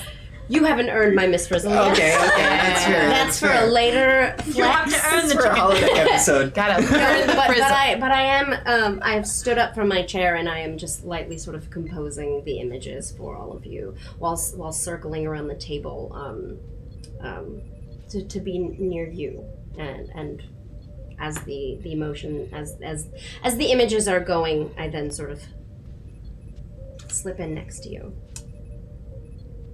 Is there anything in particular that you'd like to see? A closer look? Well, I mean, 2 warp cores. that is rather amazing. Right? I mean, Countless science base. yes, she is incredibly versatile, from what I can tell, but entire 2 decks dedicated to something. I'm slightly overwhelmed. I almost want to wait to see it in person. Then it shall be a spoiler-free demonstration.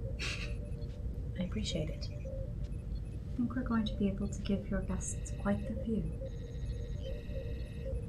Well, considering my last one was a little worn out, I'm looking forward to it. We tried to have good things for all of you. Interesting new tactical doctrine to develop, new kinds of ships to fly, never before seen science. I do 2 have warp cores. He do. Lieutenant Prawl speaks up and says, Captain, I do have some concerns. I'm sure you're anticipating these concerns. All right, then I hopefully will be prepared with an answer. We're being sent into the backyard of the Romulan Star Empire. Yes, as an exclave on the other side of Klingon territories. I don't anticipate there being any problems. But we're being sent into their backyard, Captain, and this armament...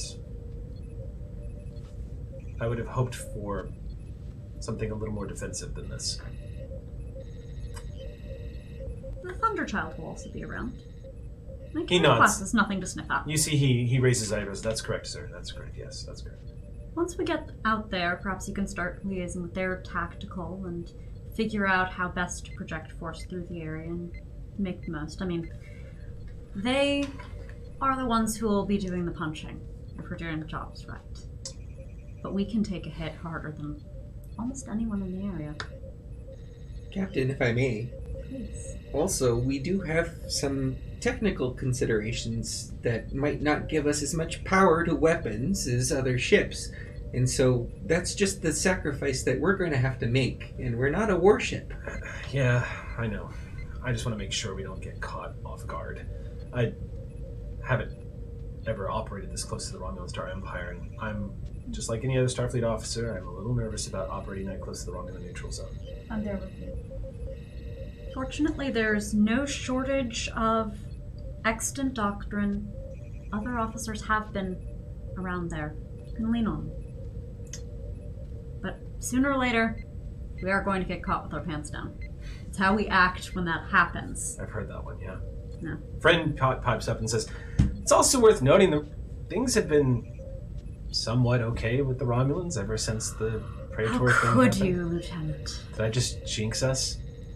I'm going to need you to leave this room, turn around 3 times, and spit. Yeah, that's fair. Really? Yes. It's the only way. Okay. Now. Yeah, he gets up and immediately runs Go! out of the room. 3 times! God, I hope he flies well. Prawl just shakes his head and he says, the chops make it look like he's older. I'm implementing this as new protocol. Maybe. Ooh. Excellent. Okay. What an exo. So as the scene progresses, Yeah. you guys continue going over duty rosters and whatnot. It comes to dinner time. You guys take dinner here in the Oh, do you have a thing you want to do? I'm very excited for dinner time. You see your facial expression like, Xander, do Well, you have something you'd like to say? Here's the thing. As the meeting goes on and on, Okay. Tech sort of dips out towards the replicator. Oh, okay. And certain smells start wafting out. Sure. And eventually, all of the data pads and things on the conference table is replaced by a buffet of culinary exquisite dishes from alien races and worlds from all over the universe. Okay. The first of many. So anybody who is familiar with the files, you remember you're getting a heavy hit of remembrance reading about your fellow senior staff members that Chief Tech is charitably called a connoisseur, but what he really is an addict. Whoa! Okay. He is a lover. He is a lover of all of the delightful cultural foods of all across the quadrants, and has actually noted in his Starfleet file, it has been said that he has actually mastered the arts of some of the culinary disciplines in creating and recreating some of these foods. There's a note there from one of the admirals that his presence is usually appreciated at dinner parties. As I'm setting these dishes down, I've got a Delton dish that I put in. If you'd like to describe what that looks like, Well, I mean, it's like a beige soup. no. Delta food is very colorful. Oh, it's like a tie-dye soup. Well, it just also has a lot of different flavors that, like, it's a little bit like an everlasting gobstopper, where like you get one thing and then you get the next thing and then you get the next thing. To a big And that is blueberry. very on. I think that feels that very on par with what Deltons would like in their experiences. Yeah, with I food. love it. So as he's sort of laying things down and serving utensils and things like that, he's talking to you. And he goes, normally Bolians are born with a cartilaginous lining on their tongue, and I was born without one. Really? Right. My family thinks that it's a problem, but I love it. I become a super taster. That's what I like to call it. That's And wonderful. an addict. Super taster. Yeah, I think that the universe is meant to be tasted, and it allows me to. I can't eat a lot of Bolian food because it's so acidic, but I get to experience other cultures' food. That's wonderful. The Delton stuff is trippy, man. So is a lot of stuff on Delta in general. We'll have to make sure to talk to the quartermaster and stock up on anything else you need from Earth before we take off. Oh, that yeah. squid and pasta was great, and Wasn't we should it? make sure we have some on board. Not everything can be It turned my tongue replicated. black. Get out of here! I'm excited to see what we find in the Shackleton Expanse too. Universe meant to be tasted. What is Exio doing during dinner? Do you Sitting. have... What a new concept! I'm a fan. So They haven't attempted to set a plate of food for anyone else's comfort. They're fine. yeah. Love it. Wonderful. Okay. Actually, as you're sitting there, Tech, is it okay if I do this? I want you to roll for this, because Okay. if this is something that you're going to have done, I want to see how successful it was. We did So- go. We went right from the holodeck to this meeting, though, right? Yeah. Okay, then I'll wait. You wait? Okay. Oh, unless we, I mean, it was a few hours. It's possible that we only played a couple of games. Yeah, I want to try it. Let's see. Okay. So I'll make a roll for this. All right. I made a gonna program say- for Exio. Yeah. All right. This is going to be a control. This would be control engineering. I Yeah. love my ship. That's your thing. What you're attempting to do is pretty intricate. Yeah. We have two momentum on the We board. do. You do. I would like to spend one. I'm going to I'm set. so excited. Okay, I'm going to set the difficulty here at 3, Okay. and I'm going to spend a point of threat to raise the complication range by 1. Should have waited. Okay. So, So I'll 19s. spend one momentum. Okay. Giving me 3. All right. What are three you dice. doing right now? Yeah, like what you, is- as your yeah. character. So previously, then from the holodeck, I had Yeah. gone off into my quarters, or where I'm staying Sure. at this place, and I've programmed something. So I've made Okay. a program for Exio. So we're gonna see how it We'll works. see. Don't tell me that part. Oh, 2 crits and a success. So that's 1, 2, 3, 4, 5. So bank that momentum. Boop, boop, boop, boop. You succeed. So wait, what was the difficulty? It was 3. 3, so So two momentum. 2 momentum in. So bank that momentum. Sure will. Oh, this is great. Yeah, Okay. well done. Nicely done. Go ahead and do All your right. thing. The narrative is yours. So, What do you do? Exio's sitting over on her own and sitting with nothing in front of her. Yes, but and I'm watching all of the food very intently because this is wonderful. Yeah. So Tech comes up to you and he goes, I got inspired by Dr. Redgrave. Hold Oh, on. how so? That happens to me all the time. Awesome. Hold on. Just a second. And I pull out a data pad and I'll connect into, is there a holometer in the meeting room as well? Or Yeah, would I- yeah. Okay. Mhm. And I execute program Tech 1.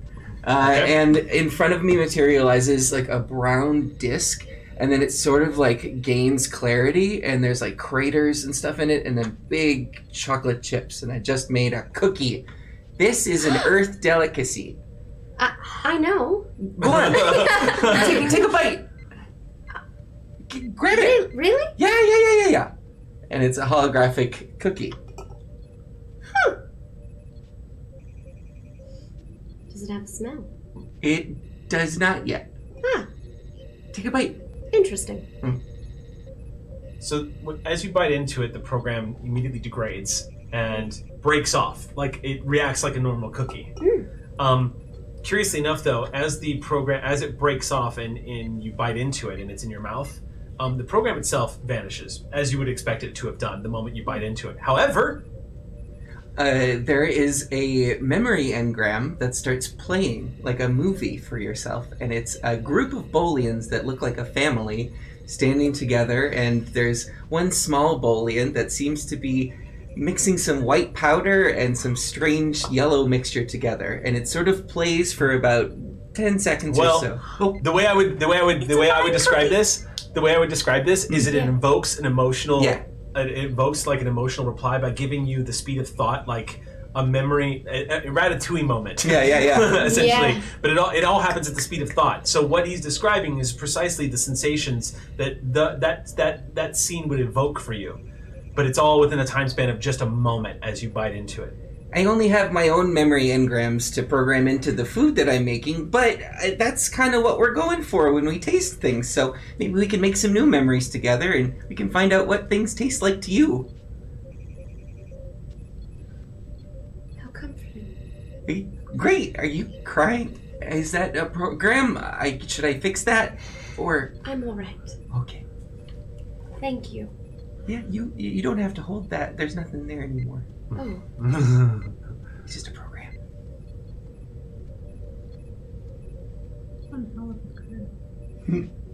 Happy eating. happy eating. At that end of the table, while this touching moment has happened, I have not what is touched my soup. Majunil doing? Yeah, I haven't touched my soup. I keep staring at it. Okay. And then like looking at my bag and then kind of looking around the room. And I just want to get a quick emotional read off of everyone really fast. There's a lot of anxiety, but it's not sort of like a oh god. It's more of this like nervous excitement. Mhm. Prawl is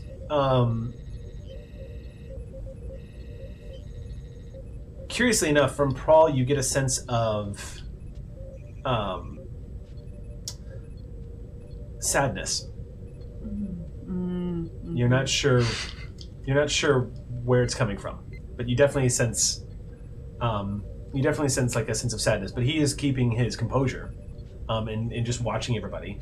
Vryn, on the other hand, is trying to engage with the Cardassian scientist, who doesn't look like she's wanting to be engaged with, and he just leans across the table and he's just like, "So, what do you think about holographic cookies?"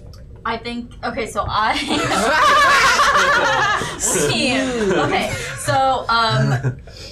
Jane is trying to eat her egg that is slightly moving. Right. And she's got 2 of them. And it's almost like a game of chicken. Which came first, though? She doesn't answer his question and is like, want one? What is that? He takes it. Eat it. How do you eat it? You just kind of crack it open and then just swallow. Cracks it open, pulls it open, and looks inside and goes, It's alive on the inside. You just gotta take a shot. And then she takes the shot and she just stares him down.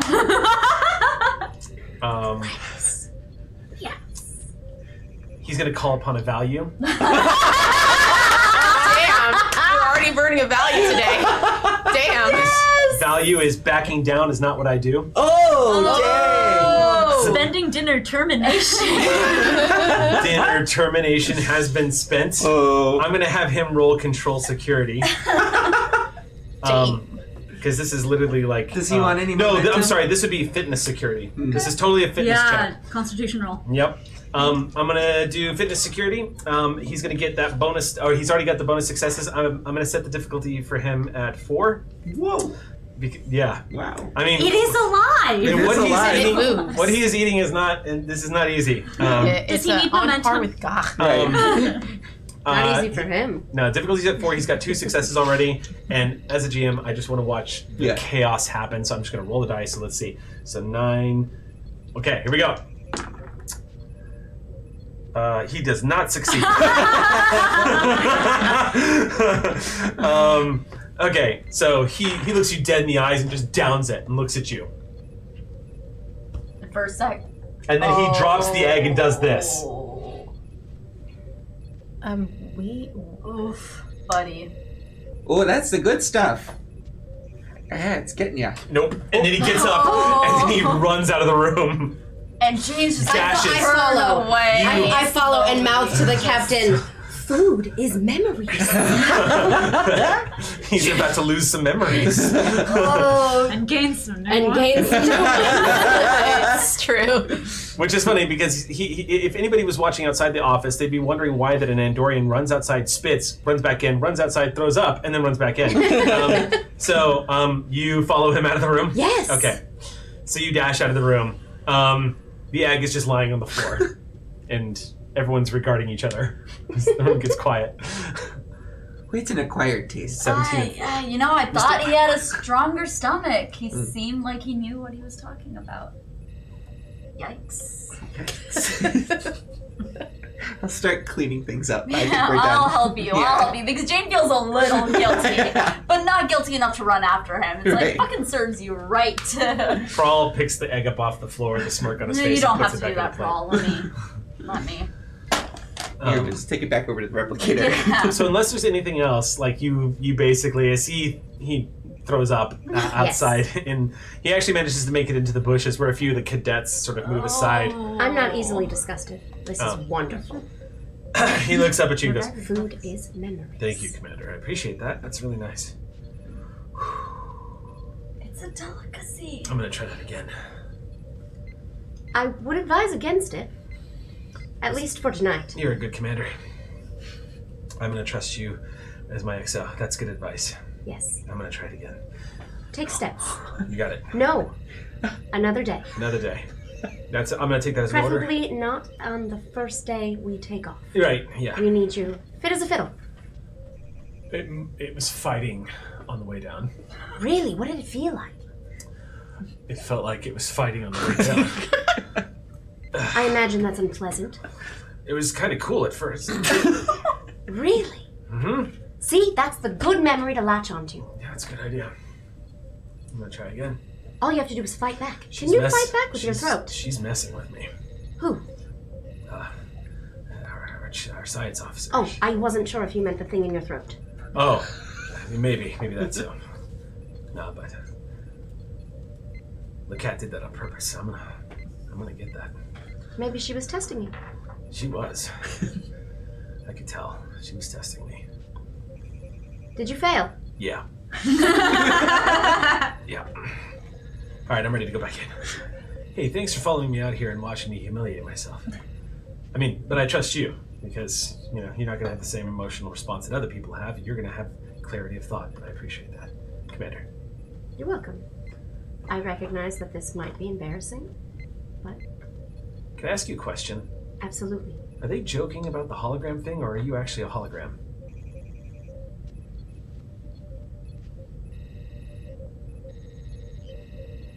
Well, I suppose this is going to happen a lot. Would you like some proof? Yes, this isn't another test, though, right? I turn off. Your ring just clatters to the ground, and you go...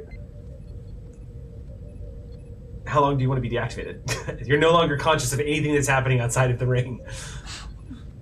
Turn back on. The ring literally just forms, and you get off the ground. And Hope I don't have to do that a lot.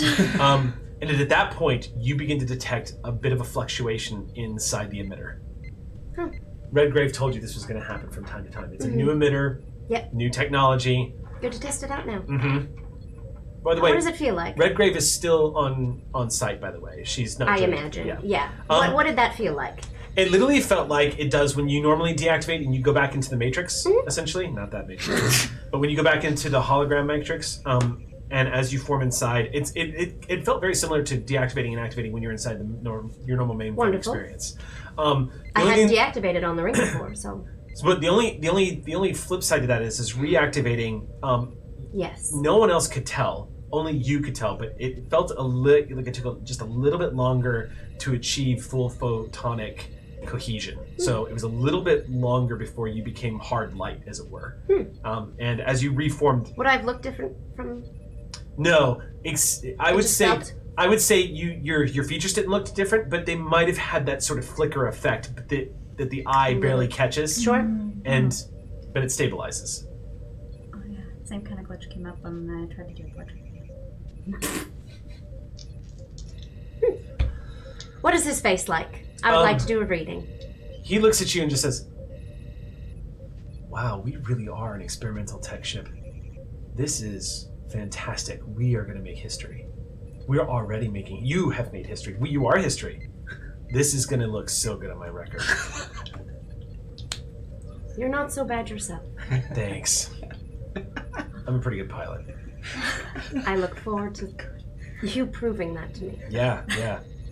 I promise I won't turn off the ship to prove it. Thank you. This is a joke. I thought it was good.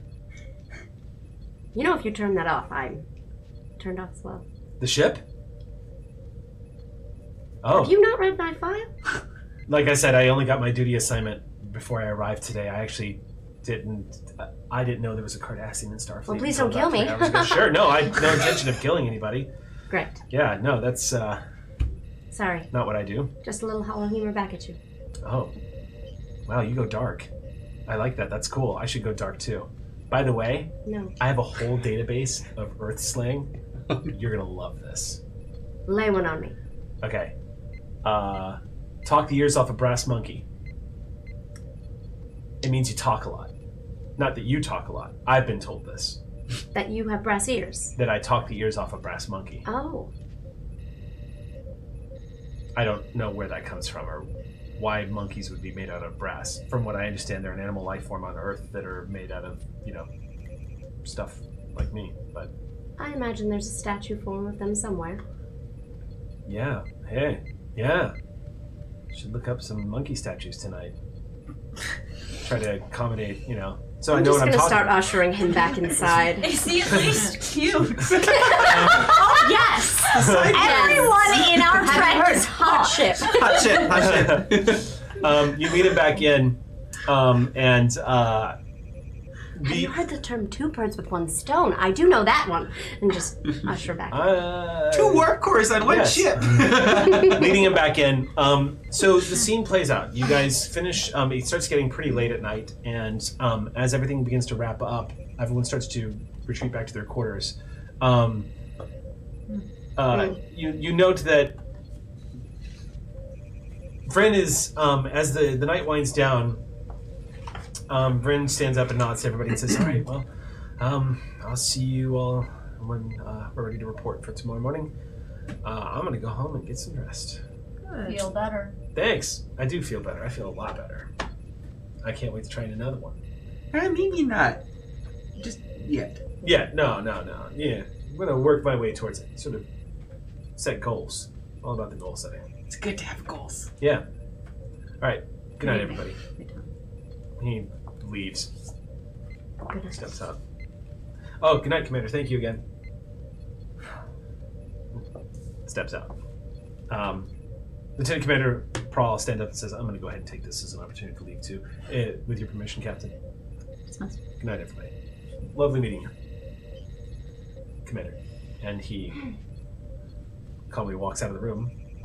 Jean, did you want to walk back to the quarters together? I've got some of these reports to look over with you. Yes, I would love that. Also, I think it's time to feed Orwell.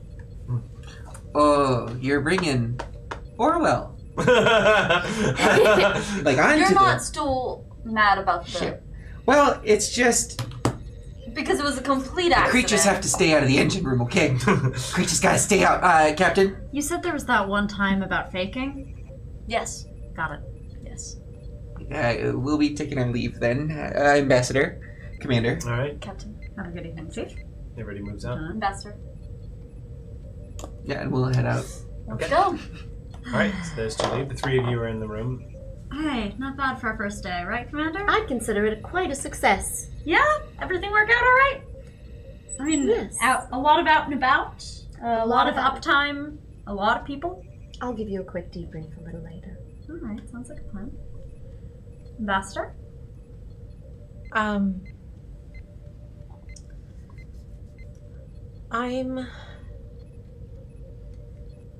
What's wrong? I experienced something very interesting before coming to this meeting. The reason I was tardy, I have been directed to find someone I can trust.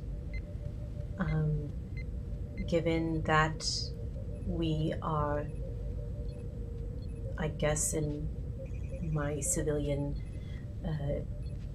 position, and you two in positions of command, the highest, foremost ranking people on the ship, and we are going to be traveling together for who knows how long and experiencing a lot together, that if I'm going to start anywhere, I should start with placing my trust in you.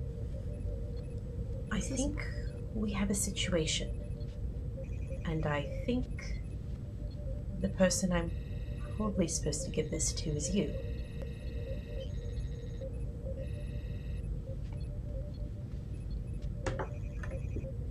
And they hand you a data pad. It takes it a few moments for Yeah. the data pad to power up. Of course. Yeah, I instinctively, I'm showing you just. As it I powers know, up, just as to make comfort. as it powers up, the first thing you see are the personnel files of Starfleet personnel. Some of them look like they are experienced officers who have been here for a while. One of them you notice is, in fact, the assistant of High-strung boy. High-strung boy, Yeah. sifting through data pads, followed immediately by intel imagery and a readout that pinpoints all three of these officers as being agents of the Tal Shiar. You see, what's that? I'm so sorry, I broke myself like an idiot. You see that it looks like they're deep cover operatives that have been surgically altered and have been masked and have been engaging in from what looks like espionage activities here at Starfleet Command. And as your blood begins to turn cold, you begin to see the imagery and whatnot as it's popping up. I was accosted at Phaser Point in my home and given this information. I didn't see who it was that... Are They- you right? I mean, it's certainly not the... Well, it is the first time I've ever been held at Phaser Point, but not the most... I've had some fairly tense experiences, and that definitely ranks among them, but obviously the more important thing here is that there are people here now that are... I've had very little, but some dealings with the Romulan Star Empire in the past. I can only assume that's why I was contacted. It's a possibility. Can you take care of the ambassador? I need to find the admiral right away. Absolutely. All your counterintelligence training kicking in immediately. Please come with me. Of course. My dog. Yes. She's waiting for me. I will accompany you, and then we will get to safety. I appreciate it. Thank you. All right. So the two of you, everyone gets up from the table immediately, packing up the data pads and parts. You are going where? I'm going to raise Prowl, actually, because I was joking about backup before, but I'm very serious about backup now. Okay. So you just tap your communicator. No. Captain Sol to Yuri Prowl. You hear, Captain, this is Commander Prell. Hate to pull you back off duty, but a situation's arisen. Can you... I'm on my way. Are you still back in the meeting room? Yeah, meet me there, and then we're going to go up to Admiral Reed. I haven't gone far. I'll be there in just a moment. All right. I'm going to find where Admiral Reed is. Admiral Ree is at home. All right, that's where we will. Computer go. informs you that Admiral Ree has gone back to his apartments. Yep. Here on Starfleet Command. When Perel arrives, he looks like he's all business as he comes jogging up and says, "Is everything all right, Captain?" I wouldn't call you this hour of the night if everything were all right. We've been trusted with some intelligence that I needed to follow up, and there might be hostiles. It might get messy, and I have a new tactical officer and security officer. Captain, I have to ask you, just because this is so unusual considering where we're standing. This is not a drill. To the best of my awareness, Understood. brass do how they do, but if it is a drill, we should look smart about it. Yes, sir. So, I'm going to hand him the pad and read him in. He looks at it and says, "My God." That assistant I saw just a couple weeks ago, last time I saw Reed.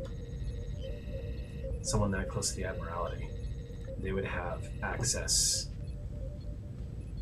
to a lot of sensitive information, especially one with his background. Yes, they would have some particularly sensitive intel. It's why we need to get to him and not trust communications channels if his assistant has been compromised. Who knows? Okay. Travel as it works here. It only takes you about 30 minutes to make your way across San Francisco to find yourselves in the apartments, where the command is typically housed just off-site. When you are entering the apartments themselves, contacting the ambassador, do you contact him? The Admiral? I'm sorry, the Admiral. Do you contact him directly, or do you just show up at his door?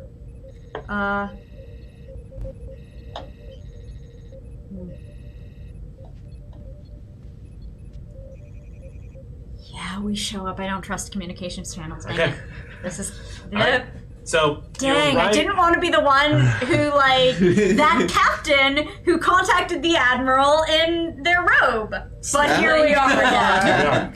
Dang it. It's a good chance for that actor to show some range and some legs. So you basically have made your way across the compound of Starfleet Command to the opposite end where a lot of the admirals are housed. Yep. The security around here is very tight. You do see a lot of Starfleet security officers. No one bats an eye though as Captain walks by. But as you enter the apartments, you do see two security officers at a front desk, and as you approach, they stand at attention. And one of them says, "Captain, what can we do for you?" There's an emergency. I need to speak with the Admiral immediately. One moment. And you just a few, and you see a data display pop up, and you hear the Admiral's voice and says, "This better be good." And you, I'm sorry for bothering you, sir, but there is a Captain Azri Sol that insists on seeing you right away and says it's an emergency. Send them right up. You're cleared. Come on, Prowl. Prowl falls out to you. You step into the turbo lift, and a few moments later, opens up to the Admiral's room.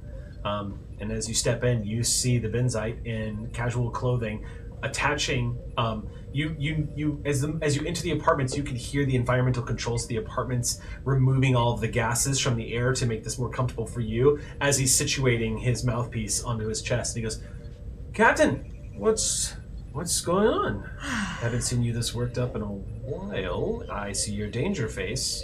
It is, in fact, that kind of face and that kind of a while. Come in, take a seat. And him? Uh, You're senior staff, correct? Yes, sir. My new security officer. Then you're good. Come take a seat. But security officer, Lieutenant Commander Yuri Prologue, sir. Nods. All right. Anything you're about to hear, I'm guessing, is going to be considered classified. Is that understood? Yes, sir. Yes. Take a I seat. like to think that we have the fear of God installed by default in our security officers these days. Well, after the changeling menace, that is definitely the case. Now, show And me what you have. indeed, we're concerned about infiltration. And I hand over He the looks at you like, are you kidding me? And he reaches forward and takes the pad. Just wait, this came to my ambassador on my ship, held at Phaser Point. We don't know who it is, so we don't know how good the intel is. It could be misinformation for all we know, but you'll notice that third one there is... He looks down at this and says,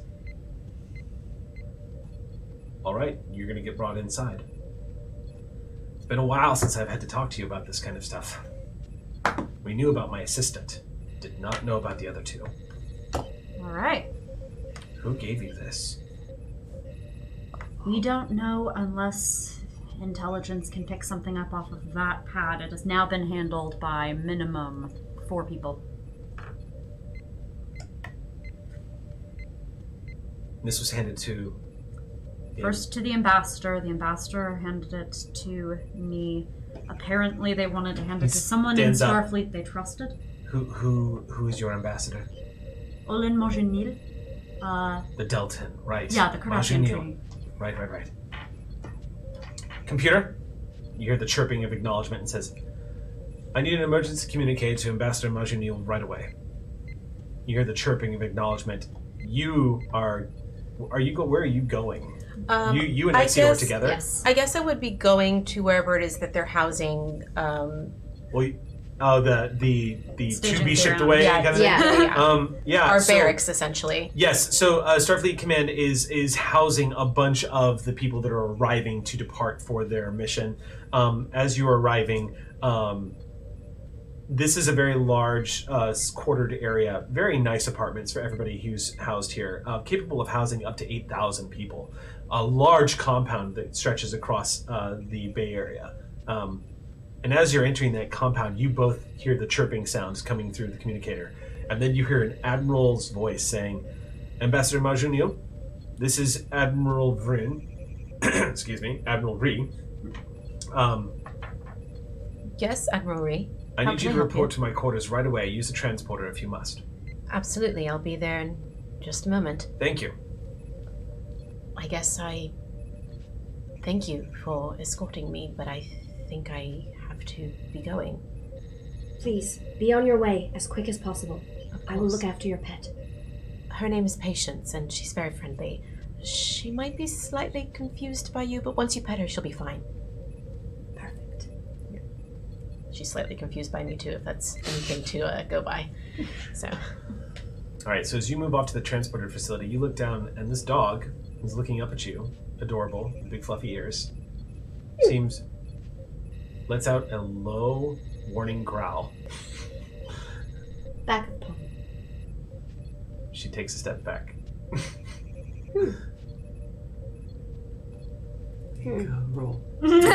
Roll. Yeah, why not? Animal handling? Yeah, you can try. Yeah. Right now, this dog is trying to ascertain why there's a They friendly-looking can't smell person you. that it can't smell in front of it. You can do insight. Like, So, That's Actually, That's can mountain. I assist in some way by at least introducing Patience to? tell you what, we'll say that happened Okay. at some point. Yeah. I I at least said Patience. This is Exio. I Exio, tell you this what, is Patience. Like you I'll use that as a socializing dog. rationale why I'm not going to burn for complication. Okay. Let's run Okay. another animal hand. Go ahead and make a command presence we roll. have momentum if See- you'd like to to spend. see if you- Yeah, we have the 3 doggy momentum, like by you. the way. Do you have This is Star Trek, everybody. I was about to This say, is what it's all about. Star Trek is. I Alright. love it. Gina, Animal we handling. have 3 momentum, just so you know. 3 momentum. Yeah. Yeah, maybe. Its difficulty is 1. Maybe. Dogs are a lot less difficult than wombats Mhm. because they're dogs. Yep. I mean, Command presence. as part of So- team, Yeah. it sits, but it moves. So you what add kind those of two together witchcraft? and roll that number or lower. They're not. I know. Wombats are way more chump. You can do it. Wombats don't freak out at believe in You witchcraft. got this, Gina. You got I this. know. Come on, I Exio. want this. Well, if it bites me, nothing's gonna happen. One. Thank goodness about that communication complication range not being raised. Roll Thank 19. you. Did you roll 19? Nice. One success is all you needed. Yeah. All right. So patience. So it because it backs away, I sort of take a step back, Mm-hmm. and then I lower my eye line a little, but without advancing, and I leave my hands on my thighs, and I introduce myself. Hello, patients. Forgive me. I imagine that was probably a little forward of me. I'm Exio. I know I probably don't have any smells, but I imagine the sound of my voice is quite comforting. It does the sound. The higher your baby speak goes, Yes. you do see every now and then that the tail does. There we go. I heard you were quite patient, and thank you for being very patient with me as I get to know this new relationship. Would you mind if I try again? Would you mind if I try again? She does the head dip like she's not sure. As you touch the top of her head, she keeps her eyes on you as she does the head dip, and she stays there as you begin to touch her. And then she does the thing where the tail begins to move a little bit. And she does the thing where she licks the air, and she just remains still while you Don't pet her. worry, your mother will be right back. And so this is what you have to look forward to. Even though there's a Romulan threat and agents that have infiltrated, this is the sweetness that you will find. It's Pippa. This is the It's beauty. always Pippa. Pippa. Apologies. Pippa. No problem. Your Pippa will be right back. And Patience seems to start taking to you as you begin to slowly, continuously pet her. She begins to identify, like, oh, okay. You see her relax a little bit as she comes up, pushes herself a little bit further away from the floor. I Where just you- sit cross-legged in front of them. So that's when you see the real change, because when you take your hand away, that's when you see her go straight up and like you stopped, Oh. and you see the tail begin to wag a little. Aww. I wait till she approaches. She takes one step forward and stays there. And the moment you touch her, she dips low again, like she's not sure. And when you let go, it's and back and forth. There you go. Dogs.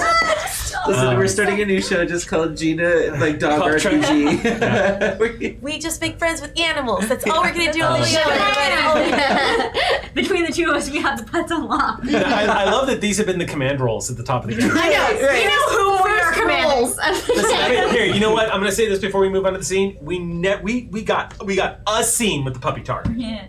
Right. A scene. Right. We We're changing that. We're That's changing that. not gonna not be allowed clear in this skies. We have 2 pets, you guys. 2. There's They gonna be. say animal handling is never practical, though. They say you never use it in the game. Here Well, we go. to them we say. It's not too long later where you find yourselves entering the quarters of the Admiral. Admiral Ree sees you enter and stands up and says, "Come in, Ambassador. Please come in." Yes, sir. Sorry, I'm not in dress uniform. It's the Well, middle of the neither night. am I. Please take a seat. Okay, your captain here has told me what has happened. Can you please take me through the events? What did this person say to you? What happened? I was on my way to my transport to arrive at our debriefing, and I was accosted from behind In your apartment? in my apartment. I didn't hear the sound of a transporter go off before that happened. He put his, well, it sounded male, I don't know. They put their hand over my mouth and stuck something hard into my back, and I can only assume it was a phaser. They apologized. They said they were sorry that it had to be this way. And then they said, give this information to someone that you trust. And then gave me instructions that I was not to turn around to try and see who they were, but to instead take this data pad to, like I said, someone in Starfleet that I could trust. And I mean, I don't really have any contacts in Starfleet. It's not really my purview. But I figured what better exercise in trust than to trust my new captain. You only get that very blunted background read from Sol in contrast to others. And generally today there's been a lot of excited, a lot of amused. At dinner there was a lot of nachas, a lot of pride. Right now, righteous murder, as you're telling that story of just like, I would breach into Daredex with a can opener right now if I had to. But So, continues just to be. but yes, but they then apologized. They said there was no other way. If they could have found it, they would have done it. And then the transporter sound went off. And I turned, but before I could get a good look at them, they were already gone. We might be able to track transporter traces if any was activated. But only if it was activated here. What disturbs me most is I did not hear him come in. Might not have been that you transported in. Sometimes you thing. infiltrate in person. We've had... Your captain and I used to work in counterintelligence. And from experience, I can tell you that it's not unusual if an agent has to go into hiding for days at a time if it means infiltrating someone's close space. Oh, don't remind me. If this is something to do with the Tal Shiar, then whoever accosted you appears to be a friend, but also appears to be in danger. I think they must have been very desperate to have contacted me. And they wanted you. Why did they choose you? I was telling the captain that I've had some contact with the Romulan Star Empire in the last few years. Not much, but for diplomatic reasons, I've had to speak with varying persons. And you're about to, though. We're going Correct. to Shackleton.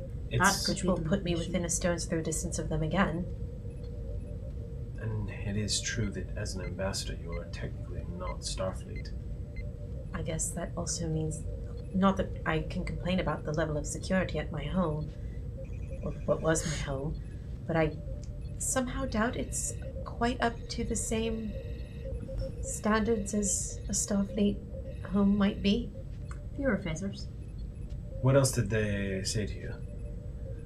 Um, Is there anything else? I'm very, very sorry. It was a very No, it's all jarring right. experience for me. It's all right. Take your time to think about it. You can get back to me on that. Of course, This... from as far as I know,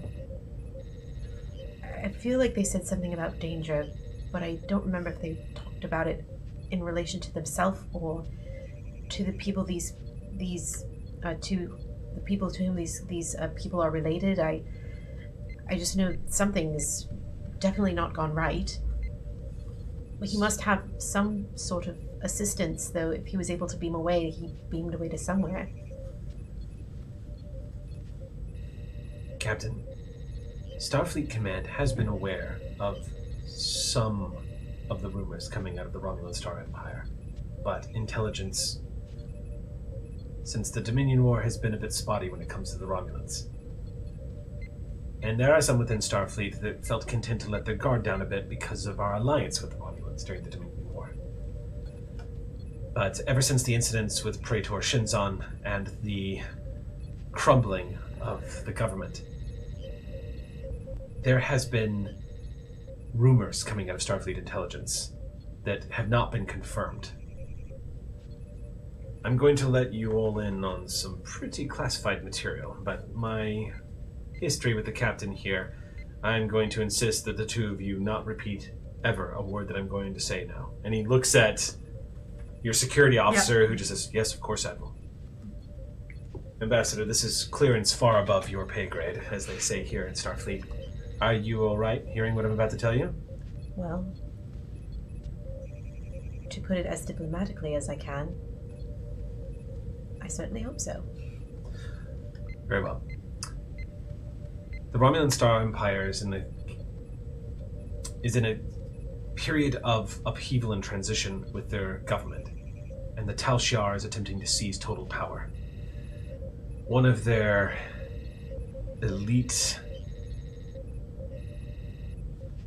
someone who we have come to know through adversarial confrontations time and time again over the past 10 years, A Romulan named Sela has been making a lot of headway with the Tal Shiar. We believe that she is trying to seize power and take control of the Romulan Star Empire. As a result of this, what we have actually been witnessing, we believe, is something of a division between the Romulan people. The Tal Shiar is not exactly popular, Captain, and... Zeri, I don't need to give this to you like it's a briefing. You know exactly what it was like dealing with not the Romulan Navy, but the Tal Shiar when we had those encounters. They cannot take control of the Romulan Empire. We cannot get involved. Now, all of this is very raw intelligence, nothing that anyone's been able to move on. And from what I understand, Starfleet's intelligence has been trying to discover more over the past few years. It's been very difficult as we put the pieces back together. Could this have been a Romulan dissident then? It's entirely possible, which would mean, if it is a Romulan dissident, it means there is a defector Tal Shiar agent working here, exposing his fellows.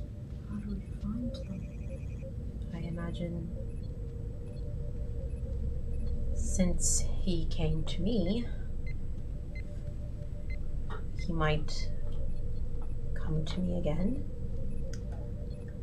Would you indulge us in leaving you a detail out to Prop? We would need to do that very quietly. If it tips off the other agents that are undercover now that we know who they are, they might catch on that something has happened. And I certainly don't want to scare him off either. If it's obvious that I have a detail, he might not come back. And we need his information. You're right. Then, would you indulge me? Captain of a ship and ambassador is much less suspicious than security. Late night briefings before the Ross sets off. I'd feel better if you had some eyes on him. As would I. Certainly, Captain. I defer to your judgment. Captain, I don't feel right about that. Respectfully, Commander Pross stands up and says, I don't like the idea of leaving either one of you alone in the room with the Tal Shiar agent. I'm sure it's going to feel very bad, Lieutenant Commander. You see the muscles in the side of his face clench a little bit, and he says, yes, Captain. Read.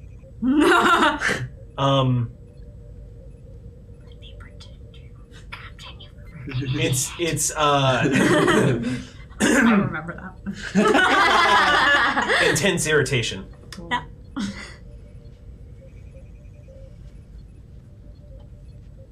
I do appreciate very much your instincts, Lieutenant Commander Prowl. And I look forward in the future to having you on my detail. Now that I think that there might be a way that you could help. They beamed out. The only way we're going to capture someone like that is if someone's looking at transports at the time. If we can keep your eyes not on the physical location, but on the transporters, you might catch this sucker. May I suggest bringing in Chief Tech for that, Captain? Yes, I think we're probably going to have to read in most of the senior staff to get this done. Captain, we don't have to bring in Brent, do we? I'm just Do you anticipate a security problem? not sure what he could do here, sir. It's unfortunate how Helm always tends to get a bad rap. Helm's not the rap, Ambassador. I'm not sure Brent could do much here, sir. Respectfully. Noted. You're not wrong. But I think probably starting with the playground clique might not go over too well for setting up the Ross. You might have depths. You might be helpful. Have a little faith. Request permission to attach him to my detail then, Captain. Granted. Thank you, sir.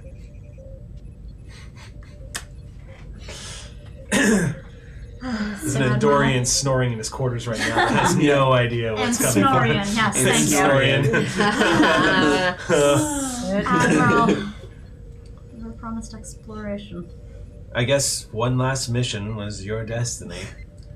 One last counter-intel op. That's not even the complicated issue. If these are Tal Shiar agents, it's very unlikely they've been told that the others are Tal Shiar agents. But that's not even the most complicated issue. The most complicated issue is now I have to tell Starfleet intelligence, which means they're going to get involved.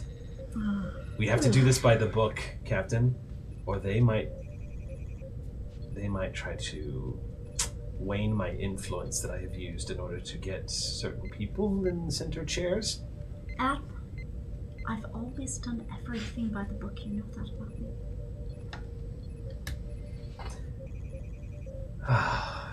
Shall we, Ambassador? You're going to be fine, Ambassador. You are literally in the hands of people who worked counterintelligence during the Dominion War. Well, I'm sure you know what I did after. I appreciate your service. You nuts. Keep me posted. Will do. We'll take care of them. I'm going to go contact Starfleet intelligence. Where are you all headed?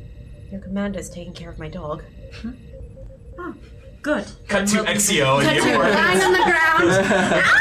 Oh my Not actually, no. Like, please not And actually. then Saved my life. Gina was almost lying on the ground. That would have been Almost some actually. serious method I acting. think I did that once after a long break. This is quite a dippy chair. That would have been a Just very dip memorable out. prologue.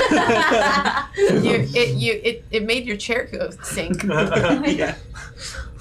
So patience on. So carefully playing back. Carefully playing with the dog. Yeah, I imagine just like Okay. I would have tried to coax head onto tummy area Sure. so that the warmth from my hard light is comforting pup. Yeah. Patience is constantly, it's sort of erratic behavior of like anxiety but excitement. Like, not sure about you. Aren't We'll we stop all? and bark at you for a minute. Like, what the hell? Yeah. And then we'll start playing with you. Yeah. Like, it's anxious dog, I love you. What the hell? I love you. What the hell? and it's cat. kind of like, There's a cat Yes. dynamic with Lexio that I feel is I very well imagine that earned. there's some sort of like heating pad enjoyment to like my energy for an animal. No, there is actually a mild warmth that exudes That's what I mean, from, yeah, like- yeah. So that's I not like the little Lots buzz of of the frequency. Mm-hmm. I'm guessing Exio gets a chirp. Yes. Okay. Sit straight up. Captain. Exio, I'm on my way back with the ambassador. There's something that's come up. We're probably going to need to raise the whole senior staff. Everyone. Yes, everyone. Is there anyone you need me to collect? Get in contact with Lecat, Lenatus, and Vryn. I think they're the ones who haven't been read in yet. Oh, and Mars. Why did it happen? Right now, Bonnie's at home going, I'm sorry! She's probably in chat saying, I'm Yeah. sorry. So, Rest. Rest. That's an order Have from a your nap. captain. Copy that, Captain. So we've been having a conversation too. Do we want to have a scene with that then? Yeah, you can Okay, do the whole so then, just so you know, about 3 hours has passed since the initial meeting. Yeah. We'll put it around that mark. With the end of the scene is going to be you guys getting contacted. So, Right. where are you and where is this taking place? What's going on? I've been sort of leading you around the campus and talking with you. I have been going over some of the diagnostics and things like that of Yeah. the warp ejector, but I did want to talk to you about something else. We're going to be going on a long journey together, and it's going to be some time. And you don't need to do that scared face the whole time. I promise you, I won't bite. All right. Okay, so here's the You're just confiding in me very openly right now, and it's Well, I just wanted to get something off my chest. I don't know if you've noticed, but when we've been working together, I've been trying my best not to let certain prejudices show. But I would like to tell you that I did lose my brother during the Cardassian War. The Dominion War. To the Cardassians. I know it wasn't you. And I know it wasn't your fault or anything you did. How do you know that? Well, that's ominous now, huh? No, what I'm trying to say is, I don't mean to put a whole race's problems on your shoulders, but if it ever comes across, I'm sorry. Means more than you know. Okay. What, Chief Tech? But Chief Tech. Yeah.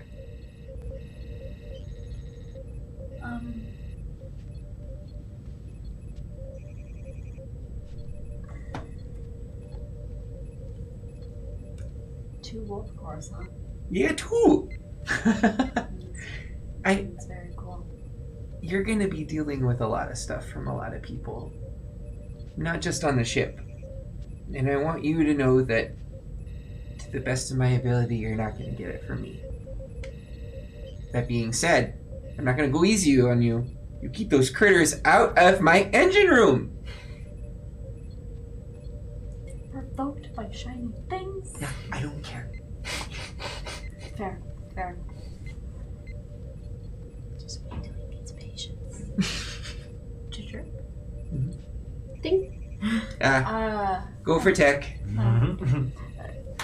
So you can see she's literally about to say something. Chirp, chirp. It's Chirpity okay, it's chirp. episode 1. We can't have a character growth. No. Yeah. Just We're in it place for the it long there Yeah. and then leave it alone. A Whedon moment, a Joss Whedon moment. You open your mouth to say something, it could be a big deal, and then chirp. Go for tech. Go for the cat. This is Commander Exio. We have a possible emergency. Oh. Your presence is requested at once. Absolutely. Where should we meet you? At your home? At my room in the barracks, yeah. We have all been ordered to go to Ambassador Olen's quarters.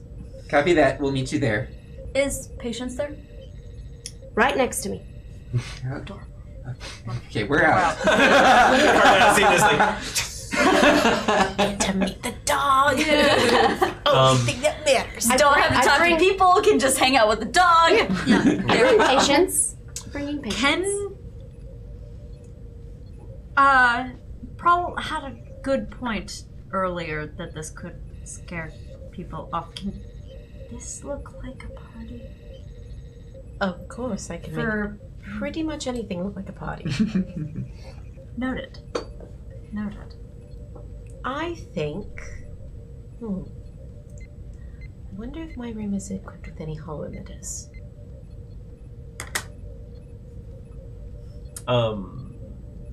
If not, it's not. No, I'm sure the you're right. replicator can more than handle a few party streamers. We can call it a senior staff after party. There we go. Seems eminently non-suspicious to me.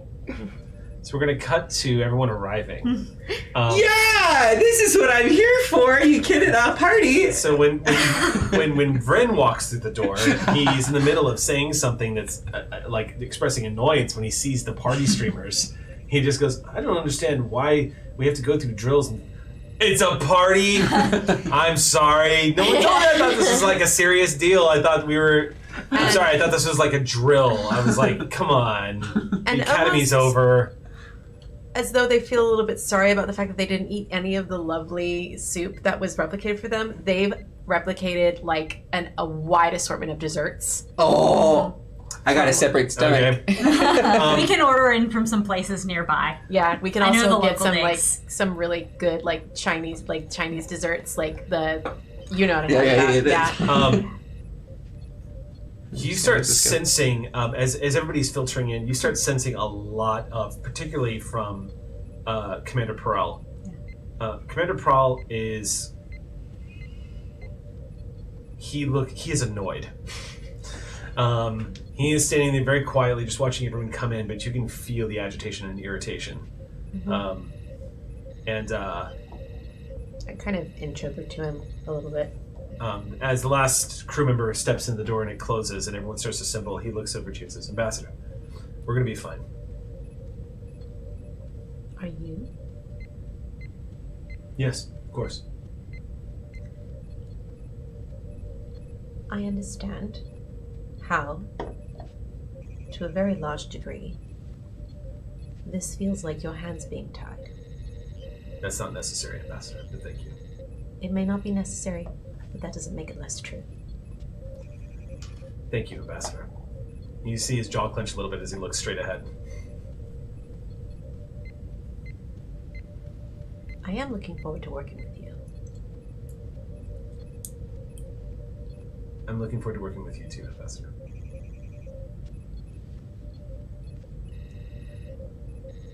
Let's get this son of a bitch. Yes, Ambassador. They have mini quiches. And the irritation comes back the moment he says that. Can I borrow you for a quick jury rig? Yeah, Cap. 2 seconds. Oh, I'm going. Yeah, absolutely. Okay. I'll I'll come with you. grab a couple tools real quick. Do you know the old comm badge into signal interference trick? Yeah. I heard about it. Listening device. Mm-hmm. Like, slave-handed. Yeah. Make an engineering. This is going to be a control engineering check. Oh. Well, what are you going to be We using to do assist, and how are you kid going to stuff. assist? I'm going to be using engineering also to assist because this is framed such that I understand that jury Since rig. he's already using engineering, may I recommend security since you are counterintelligence? Absolutely. Looking for a listening device? I happily will. And I have the clandestine focus for this. Oh, do you? Yeah. Okay, so this is going to work out pretty well for you. All right, so yeah, go ahead and make your roll. The difficulty of this is going to be 4. 4. You can do it. I would like to spend a momentum. Okay, So that's spin a momentum, gain an extra die. Difficulty is 4. Go ahead and make your roll. If you get a success, it means that Sam's assistance will also count as a success. Remind me about determination and Yeah, burning that's about values. Is that after you make the roll? Like to. before. Just before the roll, yeah.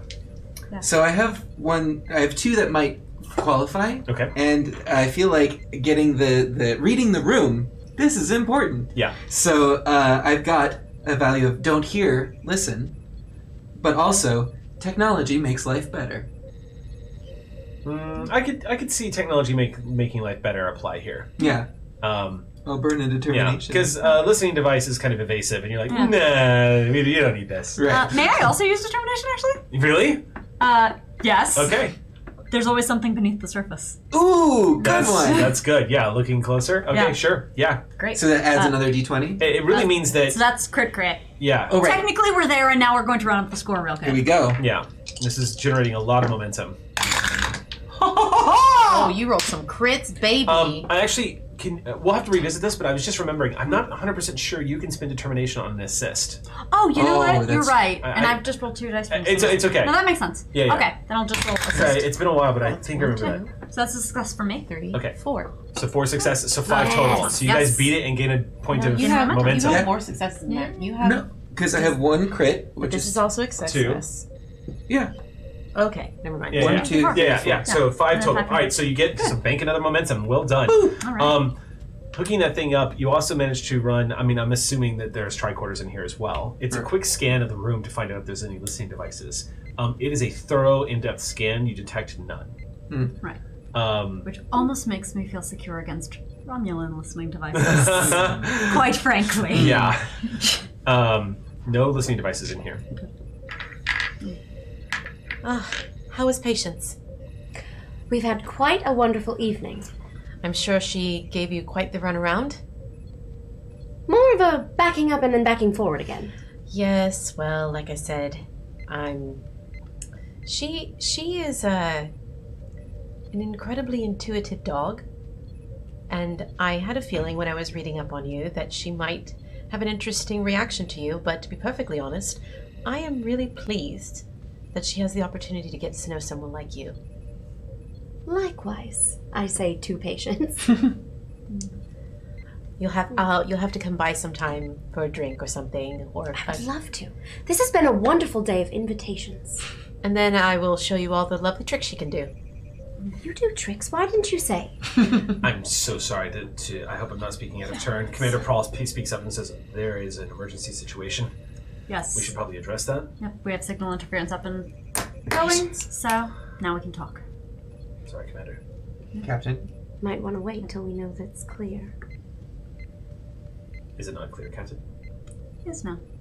All right. Thank you. You're welcome. And I Frame will goes, expose it. what the hell is going on? It's okay, just keep your mouth shut.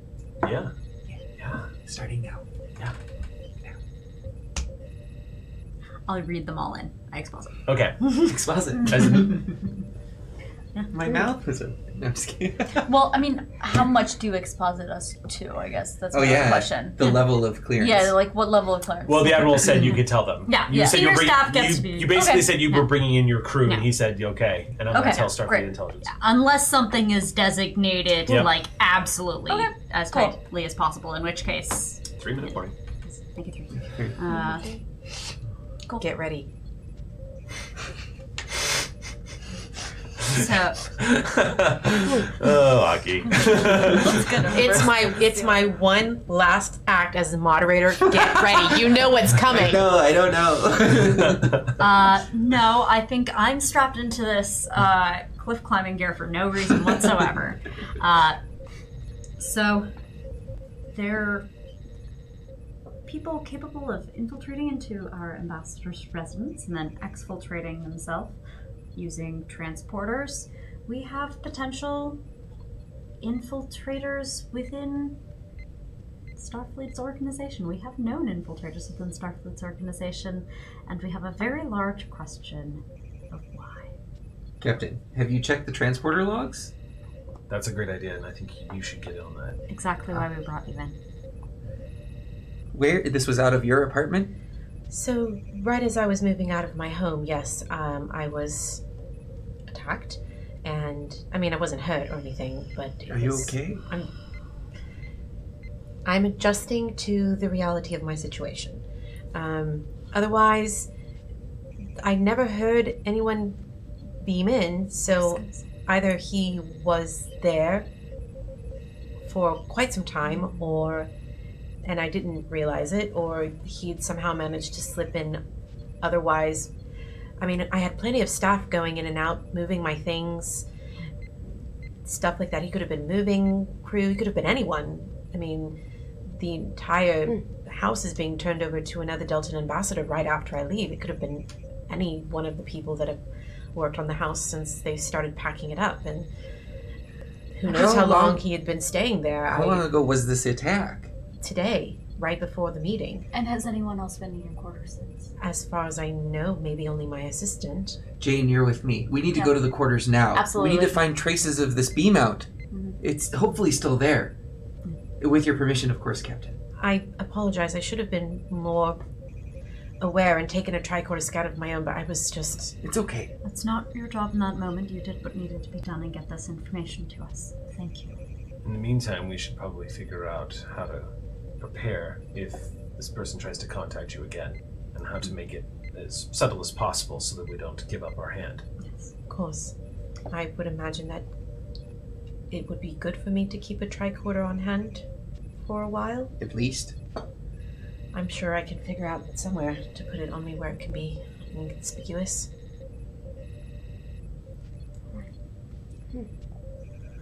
Did he say what he was going to do after? After he was finished with me? Quick question, what are the two of you doing? We were going to head out. Yeah, we're gonna head out Okay, if you we go dash out that the room? fast. Yep. Okay, cool.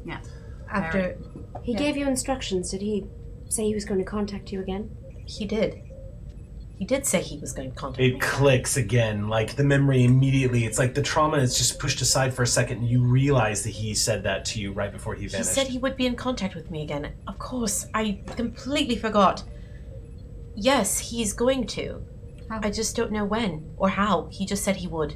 And on that note, we're gonna cut to you two beaming into the ambassador's room. We got tricorders out. Moments later, and as you flip open the tricorders, the two of you, it's completely dark in here. It begins to lighten up a little bit because no one was in here. So the moment you enter, just the lights start to come up. You start immediately moving around and running a tricorder. Go ahead and make a reason science check. Great. And I'll assist on that Yeah. Reason science. Difficulty is 1. Do you want? one. Oh yeah. Would Take you a momentum spend for one cautious? It's momentum? the end of the game, so Yeah, might as let's well do burn it. him. Yeah. So that means I get to roll Another one. Another die, Make the roll. and you have the ability to re-roll 1. Oh, did you take cautious? Yes. They don't let people on the ship unless they take cautious. Well, only Starfleet geez. personnel, I'm and you gonna get to re-roll re-roll that. I it. get to re-roll that one. This is why we love cautious. Okay, great. 3 very handy. successes. And So you plus get- 1. All right, so total of 4. So you immediately begin to pick up traces of this transporter residue. You immediately begin to pick up traces of Romulan DNA, Oh boy. which immediately starts warning you of proximity, which causes you to turn. And as you're looking down, you swerve around where you're picking up this Romulan life reading, and your eyes widen because on the other side of the tricorder on the floor, you see a man who is clutching himself. He's shaking, looking up at you. He's about 6 feet tall, dark brown hair, looks completely human with sort of a bronze color to his skin, but the blood forming around his fingers is green and running down the side of his body. And he's going, Ambassador. Comms, I need medical assistance. Yes, it's a medical emergency. And that is our cliffhanger that you guys Yeah, snidely making the comment. But yes, I can't indeed. believe I dragged you So, into that, knowing there was the a moment cliffhanger you coming. call the medical emergency, and that's where we're going to wrap up tonight's game, our first prologue episode of Oh, we did it! Well done. Captain. That felt good. Yeah. I'm fine with events as they're currently Yeah. unfolding. So I'm pretty sure that Eric somehow heard me the day that I was like, I would love to be scared, have Eric scare the shit out of me one day. He heard me, One and he day. came through. And the next day, and day after day after day after. Yeah. I was really curious. I will be open and honest. I was really curious about how the game was going to feel. It's our first time coming back since Shielded Tomorrow. This was a lot of fun. I'm really so excited much about this fun. game. Yeah. Hope you guys had fun out there. Thank you. My crew. We're My back, crew. baby. Our crew. Yeah, PCs, except And then- Prawl. Prawl is good. Prowl's but- cool. Everybody, please, I've run. send all the health vibes to this one. Yeah. But also Oh, to to this this one. one as well. Yeah. Shields up on here so it happens next week. As we wrap up here, I just want to give a special thanks to our mods, as always. Yeah. Chandra Thank you. as Mitch, Kato, especially Callisto, all of the mods who have been helping us. Did you see the amazing stuff that Kato did? And, Yes. And that they all did outside. with- And we've already been checking out the fan art. Bree, Caitlin, all of you, Smidge, like everybody. There's so much fan art that's already coming in. Thank you so much for supporting us and helping us have a strong launch for Clear Skies. There's a huge campaign before us. Intrigue. There's the Shackleton Expanse, and next week we will get to meet the USS Ross, which I'm very And our excited doctor. about. So hot. Thank you so much for joining us tonight for our prologue episode to Clear Skies. Our journey truly begins next episode, so definitely catch us back here at 6:30 p.m. Pacific time here at QueueTimes next Monday night. Until then, everyone, take care of yourselves, stay whimsical. Hailing frequencies are closed. Do you have to push the button? You might have to push Yeah. the button.